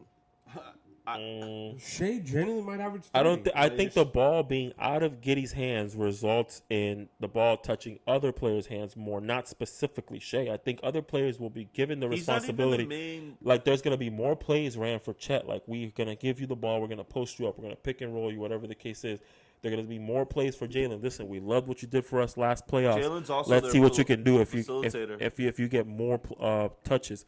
Alex Caruso will also be given some responsibility to be on the floor with Shea and potentially be the ball handler, so Shea can play off the ball, or they switch off of each other, play that forward position. whatever the case is. But I'll agree. I mean, I'm still standing on my job, but to kind of just intersect into this, I do think at the end of the day, when it comes to like Shea, I think Shea's. I mean, we're back to the true point guard thing. I don't see him as their point guard. I see him more as their two because he's their scorer. And now that they're gonna have Jaylen, who is their natural facilitator, when it looks like he's a good passer. He's a great passer. He's a good passer, but he's definitely more of a scorer. Of course, I mean, but they kind of all are when you look at it. Even Chet, Chet's more of a scorer too.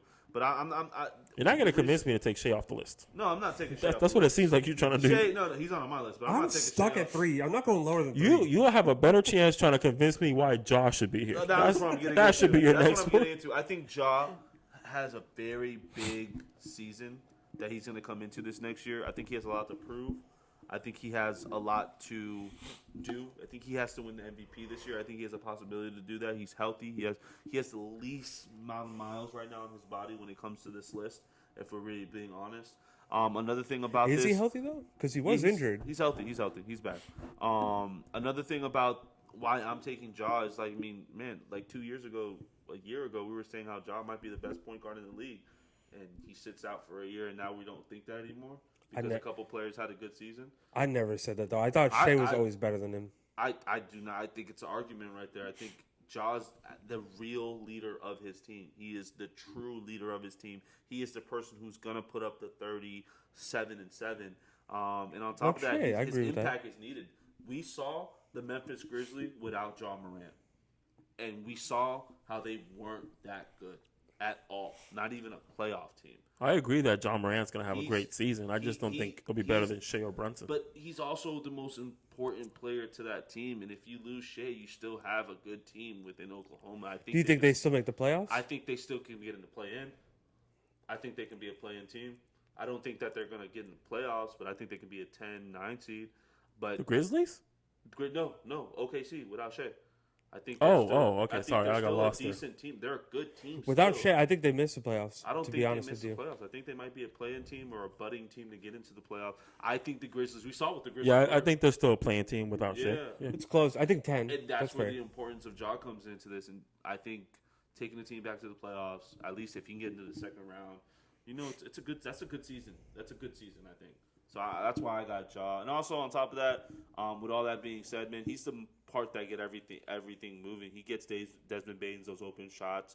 He gets Jarek Jackson Jr. involved on defense. He's their heart, and I think that's important.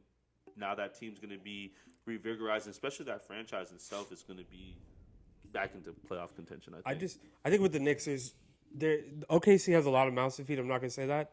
Knicks have way more options that they have to worry about now than they did previously. But the options that they have are options who have already conformed to roles in the past. But OKC's options are options who are budding all-stars. But so are the Knicks. We've never seen since Michael Bridges left the Suns, he has been that guy. He's been the number one option on every team.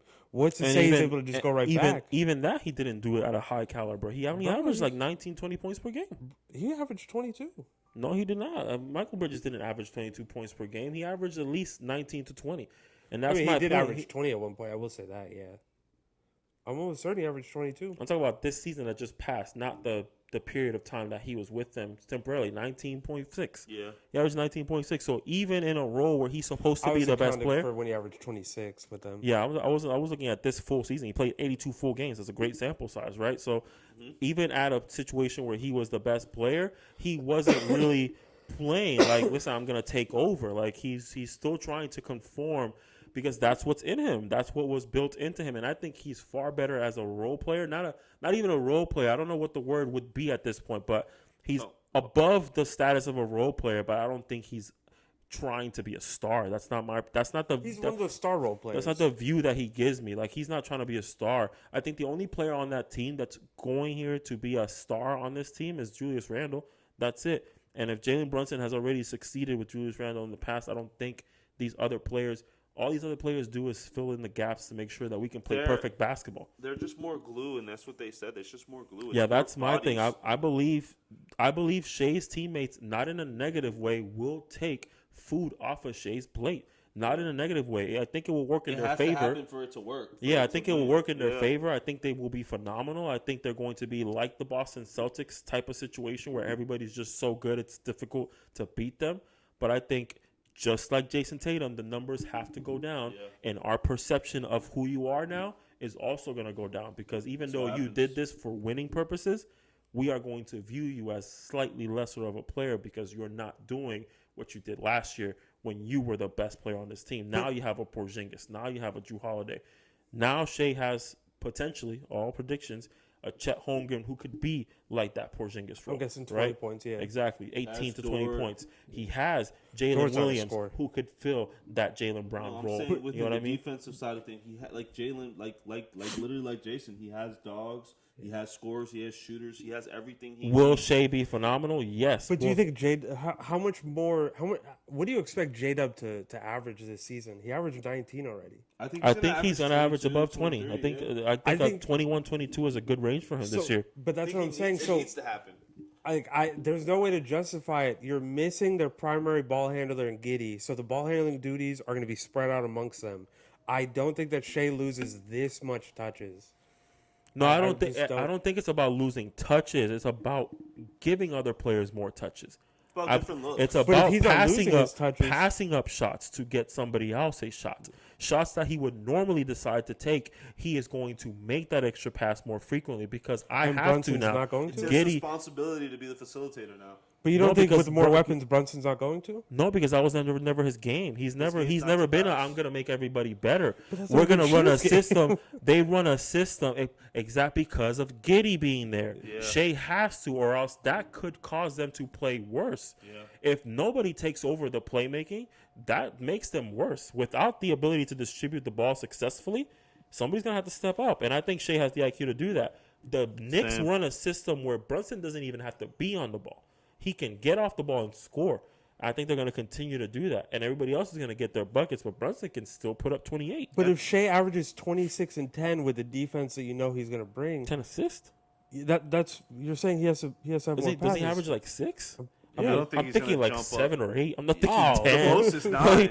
You think he's going to jump up to 10 assists? Like, he's not even a playmaker like that. I mean, he's averaged 8, I think, at one point. I think what Nas is trying to get at is that he has to be more passive in the sense of for the betterment of the team into more shots for Chet. If he sees Chet can get an easy bucket down low to start Chet up, he can start Chet up. He can go ahead and give J-Dub another pass to get an open three. So his job is going to be to be the engine that goes. And that's a learning curve within itself. And that's a whole different animal than what it was last year where his job was just go get 30 and everything else will fall in place. He has to go get 25, 24, and make sure everything aligns as well. He's truly going to be the leader on the offensive side now. Before he was more of an assassin. He was more of like a KD. I would view him more as like a hitman for hire, you can say. Now he's actually running the organization. So it's going to be very, very, very imperative that he gets Chet involved and he gets J-Dub involved. And not just those players, they're up-and-coming players. Alex Caruso. Like, he's going to have to do it. And I think that's going to take away from him. And I don't think he's going to play much with Alex Caruso on the floor. I think they got Caruso to get the playmaking duties. I think they could put them at 1 and 2, and they can lock some shit They up. could, but then they have Dort for that. So I think it's going to be a lot of lineups where you see Forgot about Dort. Shea and then you see Dort. You could put Dort at the 3. You can have 1, 2, 3. You can, put but I'm J-Dub saying at the 4. you want scoring because you already have your 2 defensive players, and you have Shed, who is also great defensively. And J-Dub is also great. I don't want to get into it, but they can have a killer lineup with a small ball, or they can go big. That's what they were so good last year. They can go big and they can go small. It has nothing to do with that to me. Like I said, I just feel like he's going to, like Nas says, he has to take off his plate to make sure. Chew your food, Chet. Chew your food, J-Dub, and then he can worry about himself. But now the Knicks have more mouths to feed, and I understand they're role players, but those mouths are all complimentary mouths. Those are all people that I feel like don't need the ball. That's my thing. It's not the same thing. Like I don't see it. It's way different. Like if we're talking about they have to feed more mouths. There's a difference between feeding adults gets at my house as to feeding children at my house. You get what I mean? That's my perspective. I can't eat until my son eats. Like the Knicks are the children. Like get them some dinosaur nuggets and they're good. You know what I mean? The Thunder to me are the adult guests. Like they need a whole plate. They need an entree. I think Bridges averages 18 next season. I don't think he drops off. I think he that's a drop off from this year. So wouldn't he shoot less if that's the case? But that's 2 shots less in total. That's probably less shots than RJ Barrett was taking. But the thing is, those players aren't that's my thing. offensive-minded players. Like when I think about Malik Bridges, when I think about OG, when I think about Josh Hart, those aren't guys that you need to worry about their jump shots. Those are guys that are trying to win on defense. And really quick, this might be the biggest rotation we've ever seen from Tom Thibodeau, ever, with the amount of talent he has. A lot of those players, we'll see. He has a lot of talent. I think the Timberwolves even better. It won't be. No, we'll see. He will do everything in his power to make sure there's only 9 players rotating. And they're playing 48 minutes a game. He could be at 10 or 11 now. But that's not the conversation. The conversation I'll is pay you money if he plays 11 players in one game. Where do we go from no here? blowouts. No because blowouts. none of us agree with each other. I'm not. There has to be some sort of open-mindedness here. Listen, at the end I've of the never day, said the shoes. What I'm saying though, I agree with what you're saying, but I still think Brunson's ability to get off is going to be easier than Shea's. Number one. So what I'll do is, just to make this conversation, he was my number 1. I'll bump him at the 3. I like him at the 3. I think he's an important piece. He is literally their engine. When you look at the offense for... So is Shea, though. No, it's different. It's a more of emotion. Absolutely is their engine. No, because it's more of a motion offense. They're trying to get people involved. Literally, with the Knicks, it's clear out ISO for Jaylen Brunson. But that's the same thing with the OKC. They create looks off of Shea's ISO. They do. They create looks. They off do. His It's they create looks off they his do, mid-range. but they had a whole dude whose job was to facilitate. So it wasn't like it was just Shea. Literally, the Knicks, it was just like it was Jaylen Brunson. That's the difference. I'm not saying that. No, I'm not saying. I'm not. Yeah, I'm just saying his usage to go score the ball and to be the pivotal factor that the whole game was on Jaylen. They weren't. Where we're going as far as Jaylen was taking them, and that's going to be the difference this year. I think Shea can go down and score 24 and have 8 assists and not 6 rebounds, and it's still a good season for Oklahoma. Like I do genuinely, I have them listed as interchangeable, but like I have to be convinced. I don't think. I don't think. And my thing is, I'm also. Player, do you know? I'm not. I think Shea is a better player per se. I just think Brunson will have more opportunity to go off. So it's a system thing to you now. Yeah, it's a system thing. I think they play in a way where Brunson's going to go off regardless, and everybody else just has to play to make that happen. Let's just make this leave a little quicker. Could we do Jaylen at 3, Shea at 4? I have to because you guys agree, but I think you guys are wild. I genuinely do. But is it that far off? Like I do. I think the it's top that big of a guards, scale. And then there is a gap once it gets to Jaylen, and then Tyrese Halliburton and Ja for me. There's. I think there was a gap this year for sure, but I'm thinking of how teams are going to look next year. I do believe that gap closes. And they're gonna. I'm telling you, Michael Bridges, if he averages 18, that is more shots than anybody else has taken, other than RJ Barrett, who got traded before the season ended. Who says he doesn't take more shots and averages more points, though? What if he has a better looks because now he's playing with a Jaylen and a Randall now? Well, that kind of goes against our point, though. No, it does. What I'm saying goes. He might only need to take what is he taking now? Like maybe 12 to 13 shots a game. No, He no way. might only take 10. He's also the third option. Who are you talking about? Bridges? Yeah, Bridges is the third option. I'm guessing Bridges is going to take around 12, 13 shots a game. But you got to think about it. He's their third option, and I don't think Really, that's all. That helps my point. I feel like even more. He took 16 this year that exactly. to get to 19 points per game. Two less shots. Yeah, heck But yeah. he's going to be more efficient. No, I think it's going to be a lot less shots because you That's- still have to feed OG. OG can still score. You still have to go feed. You're only feeding my point more. Keep going. No, There's I'm more saying people he has to about. feed. I'm talking about. What's his name? Brunson. No. Yeah, RJ Barrett was Bridges. attempting 15 Bridges. shots per game on the Knicks. Literally, Bridges is because you got McBride still. McBride still on that team. You got to understand. He's gonna go down to like 10 to like 9 shots a game. And then I think OJ. No way McBride's taking 10 shots per game. No. I'm talking No way. about Bridges. Bridges can go down to 10 to 11 shots. And I think OG will be right there behind him with at least another 11 to 12 shots. I think Jaylen Brunson averages 26 points a game next season. He's not averaging the 29. Which is not a big drop He off. did. But that I have him at that's the 28. same. That's my expectation for him. I think he averages 28 points Shit. per game. I got him at 28 too. Well, I mean, not like to the decimal, but yeah. Yeah, not to the decimal, but yeah, I got him over 28. If not, high 27s. Yeah, sure. like I'm saying, like around that number. Yeah, 27. I'll say 27.5. Let's just I the lowest I can give him is 26.5. That's the lowest I can go as a prediction. anything else is a bad season. It's going to be bad. The for the later Knicks. part of the season, once they trade RJ Barrett, is when he goes crazy. He's averaging 30 points a game once they trade RJ. Yeah, I mean that's fine. So add in the points per game that they're getting from him, and I don't think that he's averaging 28. I don't feel like the Knicks play that type of system. I don't think the Knicks play a type of system where every player on this statistically, team they do, is supposed to eat. Like that's not how they get their hustle buckets. They just fast break. they go they push on the fast break. They steal the ball. They slow down as an ISO for Jaylen or an ISO for Randall. Like they do the hard work to score points as opposed to the Thunder. They have to get the ball. They have to do something with it. Jalen Williams needs to get something done with the ball. Chet is now going to be demanding more opportunities to score because he was drafted as a big option for this team for the future. Number one option, to be honest with you. My only thing is, my final thing is, Jaylen Brunson is not playing with guys who want to be an all-star anymore. That's not their goal. They just want to win. They're going to do whatever they have to do to win. I think Shea.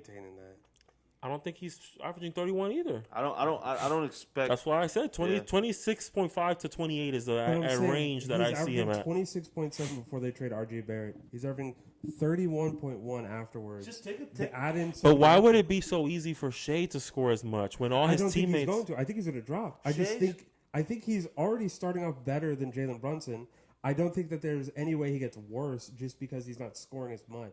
I don't. It's not about getting worse. Because I think they're both not going to score. That's the thing. That's the thing, Tyler. It's not about getting worse. I don't think it's about him becoming a player that's lesser. But I think we just. I mean, at this point, we just have to wind up with the tiebreaker because we both agree that Morant is not here. Yeah. We both agree with that. So Hopefully it's a he's in the tiebreaker. top. So Brunson or Shea, who has convinced you more? I already said. I said Brunson. He was my number one. I'll be going backwards if I don't stay in.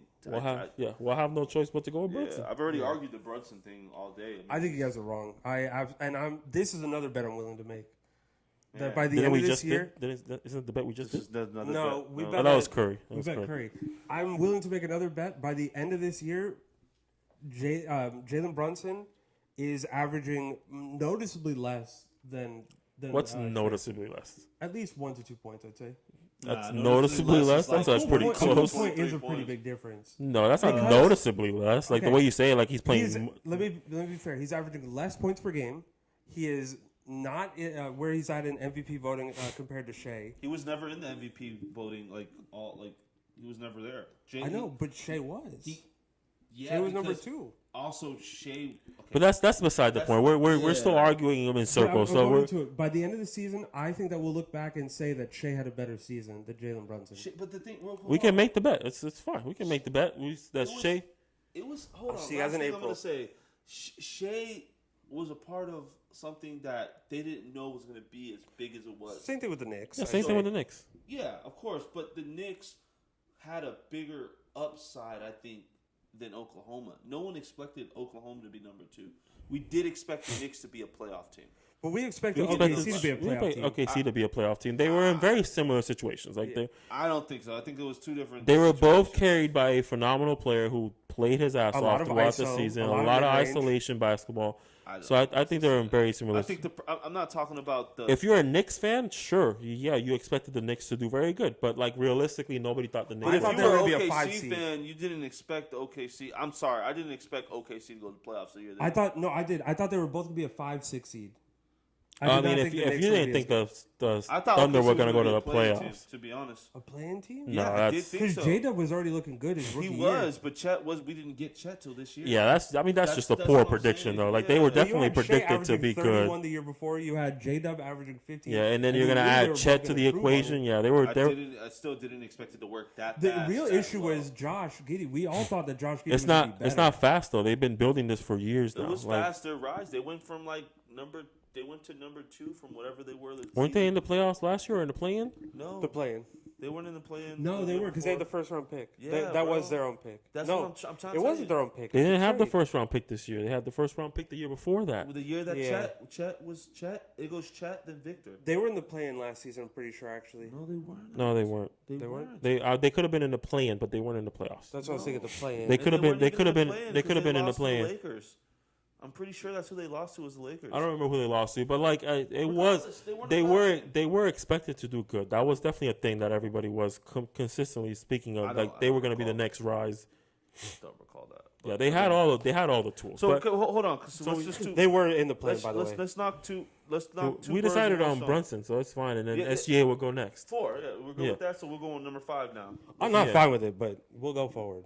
I'm absolutely not fine with it. Y'all are bugging. It's okay. We don't have a choice, so we're gonna go with Brunson as our third best point guard for next season, and SGA as our fourth best point guard. Then at number 5, I inserted Ja Morant here. I have Halliburton. I did originally have Halliburton. I can be convinced. I got Hallie. I had Hallie at 4. Yeah, but you also had Morant earlier, so technically Morant should be your next option here. Yeah, but I had Hallie at 4 though. But you had Morant at 3. Do you want can't Morant to go book after? Morant lower than Halliburton when he was above So I'm Halliburton. sorry, Tyler. I was trying to be on your side, dog. No, so let me try to convince you guys. I think the No, you issue. don't even have to. I'm cool. Halliburton's fine with me. Oh, can I thought you convince said Ja. Nah. No, I said Ja. I said I can be Hold convinced. on, hold on. Josh top 5. Just the I'm fact not that gonna go back. I did I don't say think he's that. top 5 yet. He's missed a long amount of time. He was injured for me as well, it's and he has to different build than back the other up. players on this list because they all played and showed us something. He has something to prove. He has to prove something to me. I'm So going with Ja. I don't want to predict it because I can't see it. He's right though. If I bit the bullet with Brunson at 4, I'm gonna bite the bullet with Ja at 5. But Y'all I'll go put Hallie Brunson at at 6. 3. I'll go Hallie at 6. Let me ask you this: Ja's best season, Halliburton's most recent season. Who's better? Yeah. so? Not even. The thing with Ja is I'm not willing to predict Ja's going to give me that production. He is possible. that's what it is. I don't believe that he The won't. team is very different now. Yeah, I don't believe that he won't. I'm not saying that. I'm just Yeah. saying off of the injury and off of the scandals, which people have to understand that will impact him. Yeah. He is going to be watched. It is going to be a mental strain. People are going to be on his ass very consistently. People are going to be watching what he's doing because This is a make or break moment for his career. So we I all- don't think want it's to make or break, but I don't agree want to with you. predict People he's think going to be it a is. top 5 point guard next year because I don't think know he if is it's too. possible. I'm willing to say Halliburton here. I say Oh, Hallie. so you're switching up from Morant? You're not gonna put Morant He up said it there? right away. I just didn't hear I it. said Morant, but I said I can be convinced. I can be convinced Halliburton. I think Halliburton has better opportunity. I don't think he has a better season than. I think John Morant has a better season than whatever Hallie gave me last. I think year. it's possible. I think those It's two possible. are truly interchangeable. I'm just not willing to predict it. So let's do 5 Ja and then 6 Hallie. well, we both agree Hallie. Other way around. Yeah. Y'all took my. Fucking Bro, y'all shit, just dog. made me put Shea from 2nd to 4th because you guys are bugging. We're not putting Ja at the top 5. Okay, So the agreement here is that Tyrese Halliburton is going to become the 5th best point guard in the NBA next year, and Ja Morant Will be number has 6. the possibility of being the 6th best point guard in the NBA next year. This is. We have a lot of point guards we haven't mentioned yet. I think It's tough, the actually. rest shouldn't be too terrible because I have at least one player that I'm willing to take off if you guys He can said convince 6 me. is Ja. What about We 5? 6 is Ja, yes. So at the number 7 spot for the best point guard, 7th best point guard in the NBA next year, I have Trae Young. I have Lillard. Fox. God damn it, guys. Okay, let me start off first. I think Go ahead, Let me start off first. I do think they're interchangeable, though. I understand Lillard, but I do believe he just won't shine the same way. I think he's going to play great. I think they're going to figure it out. I think the Bucks are going to be a force to be reckoned with. I believe in the Bucks, personally. Side take. But I do believe Lillard has to learn how to play as a second player, best player. I think Trae Young being forced into a situation where, listen, I can't lose. Like, I can't have another losing year. I can't have another bad year. I'm just going to go off. I don't believe Trae Young's basketball maturity is there yet, which means he's going to force up a lot. He's going to force it very often. And if Trae Young chooses to force it, he's going to average whatever the hell he wants to average.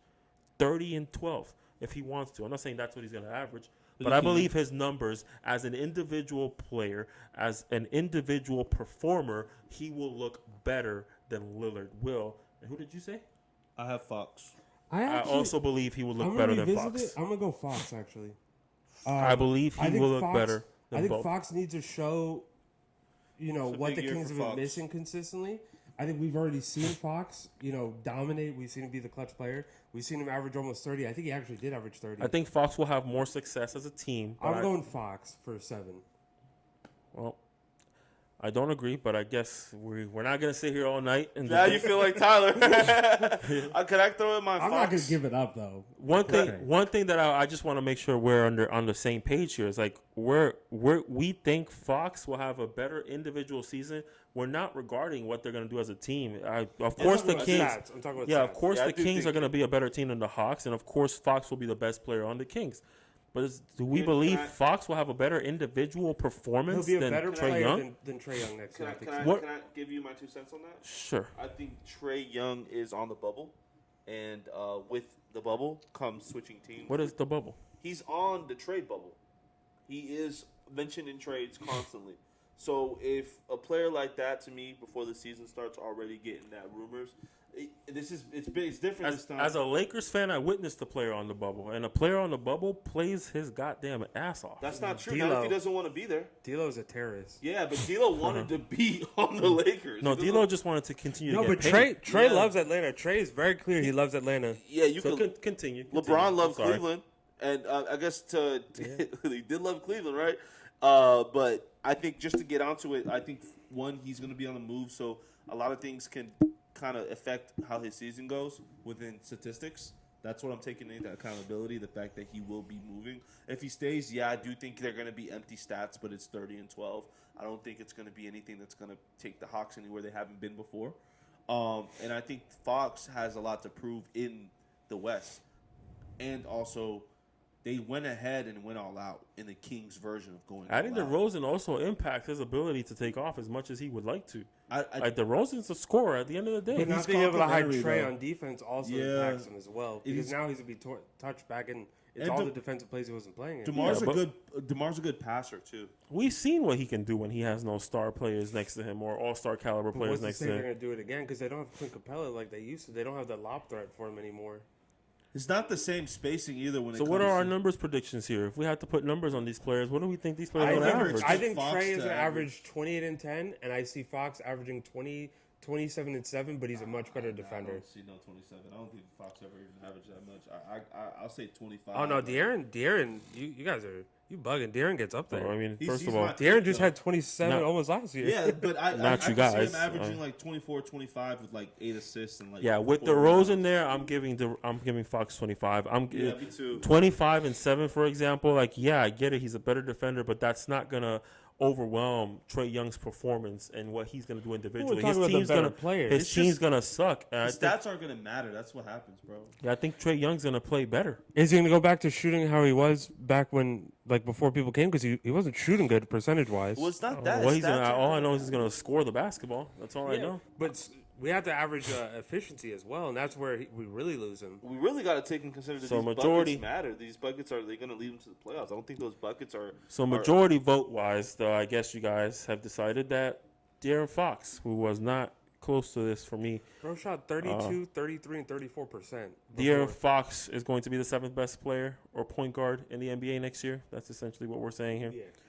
Are we going to put Trae next, or do we have more debating to do here? Because Trae would be my next option. Do you want Trae or do you want Lillard? I got Lillard. I'm going Lillard. I just feel like that But season's going to be that like, one is interchangeable. Why would Lillard perform better than Trey?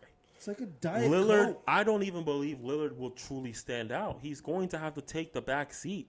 He's gonna have to let Giannis be Giannis. I think Middleton is going to take a backseat. I think Giannis is going to take more of a backseat because I brought it up before. Giannis has been injured in every single playoff series that he has had. No. since the Stop. championship. No. You just said Giannis is likely to take more of a backseat than Lillard is. No. I said more of a That's step not back. his game. Just not more than Lillard. Just more of a step back in general. Giannis is averaging 30 and 13. Yeah, Giannis is having a averaging. big- I guarantee you, and I'm willing to make another bet on this. 28 and 12. Yeah, that's Giannis' stats. That's more. that of a would have step been back. the minimum that I would. Yeah, that's Yeah, like- but 28 versus 30 for him is Bro, that's like it's- the difference between four He won shots. MVP It's averaging a very 28 similar points. impact for him. Like No, I him get that. averaging 28 isn't because he's playing lesser as a player. It's just because he wants his team to succeed more. Exactly. But And I the don't think succession Lillard's comes from numbers are Lillard, going I to think. look that good to surpass what Trae Young is going to do on a team where I he's could by s- himself. I just feel like Trae Young's like a diet soda. Empty calories. Those stats don't mean nothing if they're not getting you to the playoffs. We're not debating It's who's tough, going to be an Because I MVP. We're think that just they're debating. interchangeable. Do we ever- I think these three, Fox, Lillard, and Trey, are going to be interchangeable. Have we ever took the best player out of the worst team in NBA and said, "Oh, he's a good player"? Like, have we ever done that? Yeah, before? all the time. We did Stephen with Booker. Curry has been one of the best players They're in the all- league for years, and the Warriors have sucked. Steph was Kevin a playoff Durant- team. Booker was a playoff team. No, Booker was not a playoff team until the, recently. The Suns. I'm saying last year they were playoff. No, but bro scored 70 points in a game. Bless you. He Hey, had you too. 70 points in a game. Yeah, And they were not in the playoffs that year. well, I mean, that's the thing. We weren't looking at Booker as an all NBA player at the time. But he was easily a top 10 shooting guard at the time. Bless you. Of course, and Trey's probably a top 10 point guard, probably. But right now, I don't think he's great. I think Lillard's Importance to him having a successful season. Why are you defending Trae Young? What? Yeah, Why are for you real. defending Trae Young? But like Because the I told you, Trae Young's interchangeable the for last thing is like Also, Damian I'm just Lillard arguing. having a good season is more important to the Bucks than Trae Young having a good season for Atlanta. That's where my stance on. So I think Damian I Lillard completely has to disagree. me. I'm not looking at the importance, though, because I'm not looking at like where the buckets are going or anything. I don't believe in empty buckets. Like, unfortunately, you just on bad teams sometimes. Yeah, Like, I shit believe just in empty happens. buckets. I've seen empty buckets. So like I'm not looking at that, but I think the averages that Damian Lillard is gonna have, I think he's gonna have a bounce back year. I think if you compare his stats from the later half of the year compared to the first part, What do you say? What are our number projections then? 26. I'm He's guessing not a good passer. 6 and 6. no, I'm guessing Four. 27 and 6. 27 and 6 for Lillard. Yeah. Lillard? For Lillard, I don't think so. bro, Trey. Bro, Lillard gets some points. My Some prediction assists. for Trey is easily 30 But and I'm 11. also looking at 30 the and efficiency. 11. So I understand he's gonna be 30-11, but if he's shooting 31% from the three again, like that's an issue. If he's averaging 6 turnovers a game again, that's an Trey? issue. Yeah. Yeah. That's why. Like, That's it's why more I'm than just taking, like 30 and 12. That's There's why I'm like taking other Dame. stuff. That's why I'm taking Dame. So are we all? I mean, Damian Lillard. So what is this season that we're talking about where we're so poorly efficient or inefficient? Who, Trey? I mean, his first year, his third year, His first year, yeah, he's a rookie. That's fine. his third year, His third 43 year, and 34 is not good. 44% from the field, 34% from three. You're not gonna convince me that's good. You can't. And he also averaged 4 turnovers. Bro has had one season where he averaged less than 4 turnovers a game. I don't see it, man. He averaged 26 and 11 this year with no secondary all-star caliber player. Like Trae Young's gonna go off, and it's an individual performance ranking. At the end of the day, individually, who's gonna perform the best? I think Trae Young's gonna perform the best. His team may be ass for the whole season, but I just don't think Damian Lillard can put up numbers like he used to. Like Damian Lillard is a 25 and 7 type of guy for me this year. That's the best that I can give him. But 30 and 12 when you're averaging 41% from the field and you're averaging 30%. Yeah, from but that's three not with it. four turnovers. In my book, I'm not looking at him to be inefficient. I'm looking for him to perform. I assume he's gonna go back to how he was. All right. Well, and for everybody on this list, I'm predicting a good season. How that good season looks for them is different for everybody, but I'm predicting a good season for everybody. That's how I'm looking at it.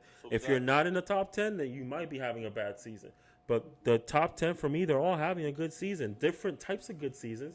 25 and 7 is still going to be good for Dame. He might still average 39% from 3 and 45% from the field. He might still have a good season. But I do believe that similar numbers can be for Trey. 30 and 11. Give me a solid 45% from the field as a point guard. Give me a solid 36% from Has he ever three. even done that? Yes, he has 45%? 45% as a point guard. That's a solid season for him. He just don't think He's he has had one season where he did that. I mean, it's still the 43, player 44, having a good 45, season. all in that range. Like for a shooting point guard, that's average numbers. But it's not good enough to me when he's averaging 33%, 34%, Hold on. 32%. He's had 2 years where he's averaged a good percentage for me. The thing is, the cast this year is just not as good. And I know we're talking about the player, but the cast helps the player. And I like when I go back to Damian, I think his cast is going to help him average a more efficient season than Trey's cast will. I think he can pass up on shots that Trey has to take for his team to win. So why does Dame get the benefit of the doubt? He's a career 43% field goal percentage shooter. But what's his 3%? I know his three is going to be high. 37. That's what I'm talking about. 37 is not even phenomenal. But 37 is much better than 31, 32, 33. And that's fine. If he's not a great three-point shooter, that's great. That's one number just isn't enough. Because the other issue more is three a game, though, Dame is Nas. giving you That isn't enough. It doesn't matter if it's one more three. Trey is still producing more points than you are. Trey is still contributing Trey's more also than getting you more are. shots But than Damian him. Lillard's also averaging 7 assists to go with that, and he's not turning over the ball anywhere. He's to go. not averaging getting like as No Six matter how shots. many assists you give Dame, he is not producing more than Trey based on my predictions on for this him. 'Team, team with the Bucks, I absolutely I'm think sorry. the pick and if roll he's with averaging Giannis, 25 and 7, and in I my think 27 eyes, and 7. I said let's say 27 and 7, Trey's averaging 30 and 11, 30 and 10, let's 20 say. shots. That's way more production for his team. it's not. His though, team's when he's gonna be averaging bad. More turnovers to get that, and he's shooting worse, and that's what I'm assuming here. That's I'm what assuming I'm not saying 31 and 11 isn't good. Like, it's not a good season. But also, it's like we said at my job, the effectuation, the effect of it. I don't think that changes the needle for Atlanta. I think Damian Lillard having a good season changes the needles for the Bucks. Everything Trey Young does on Atlanta affects them. Every single move he makes, every single shot he makes. Except the playoffs. If you take him off, they will be a bottom I feeder mean, he team. was injured. That's with why They're a bottom with feeder team with with him. Trey Young, they can make a play and they can sneak into the playoffs. they did miss 30 games with Trae Young last year. Yeah. We'll see. At the end of the day, his impact on the team doesn't matter. We are ranking their individual performance. When you are out there, what can you do? What can you do? What your team a does team sport, doesn't though. matter, because of course Dame's team is going to do better. There's no way it won't. He Yeah, has they a do. far It would better. He has a superior team. It would be he bad if they plays. didn't. He plays with Giannis. He has to do better. It's impossible for him to do better. It's not because Dame all of a sudden just propelled them. They were already phenomenal. All they did was add Dame because it's what they believe they need to win. But they were already phenomenal. Dame didn't come here and change the game for them. On the contrary, people believe that it may not work. I don't think so. I think it will work. But the world Not as good consensus as the is thing with Drew, though. I don't think it'll work as right. good with Drew. but I think they have the potential. But either way, other conversation. Trey Young is what makes this team. Damian Lillard is not what made that team. He's just a change they chose to make because they believe it is better than what they had, which they were wrong, but that's their belief. Man, the conversation, I think we're looking at it two perspectives. You're looking at it like he has to do everything for them to win, and I'm looking at it as like Dame has to do more in his role for them to win. Trey's already been in this role, and the furthest I think we've seen him is the Eastern Conference Final, which is awesome. It's great. It's a feat within itself. But All right. We are back after our little technical difficulties. We appreciate the patience. But our consensus or our majority decision is Damian Lillard is going to be the 8th best point guard of the NBA's next season. And we're going to go ahead and plug in Trey Young as the 9th best point guard of next season. Highly disagree, but I got outvoted. Bro, you guys have maybe put Shea 4th. I'm not going to get over that. you can get upset as you want. Shea is the second best point guard in the league. He's not a point guard. Here we are now. And then we have the 10th best spot based on my rankings. This one's tough. I'm not going to lie. I have it between, so we already put Fox up there. So my next pick here, I'll give 2. Let's see what you guys thought.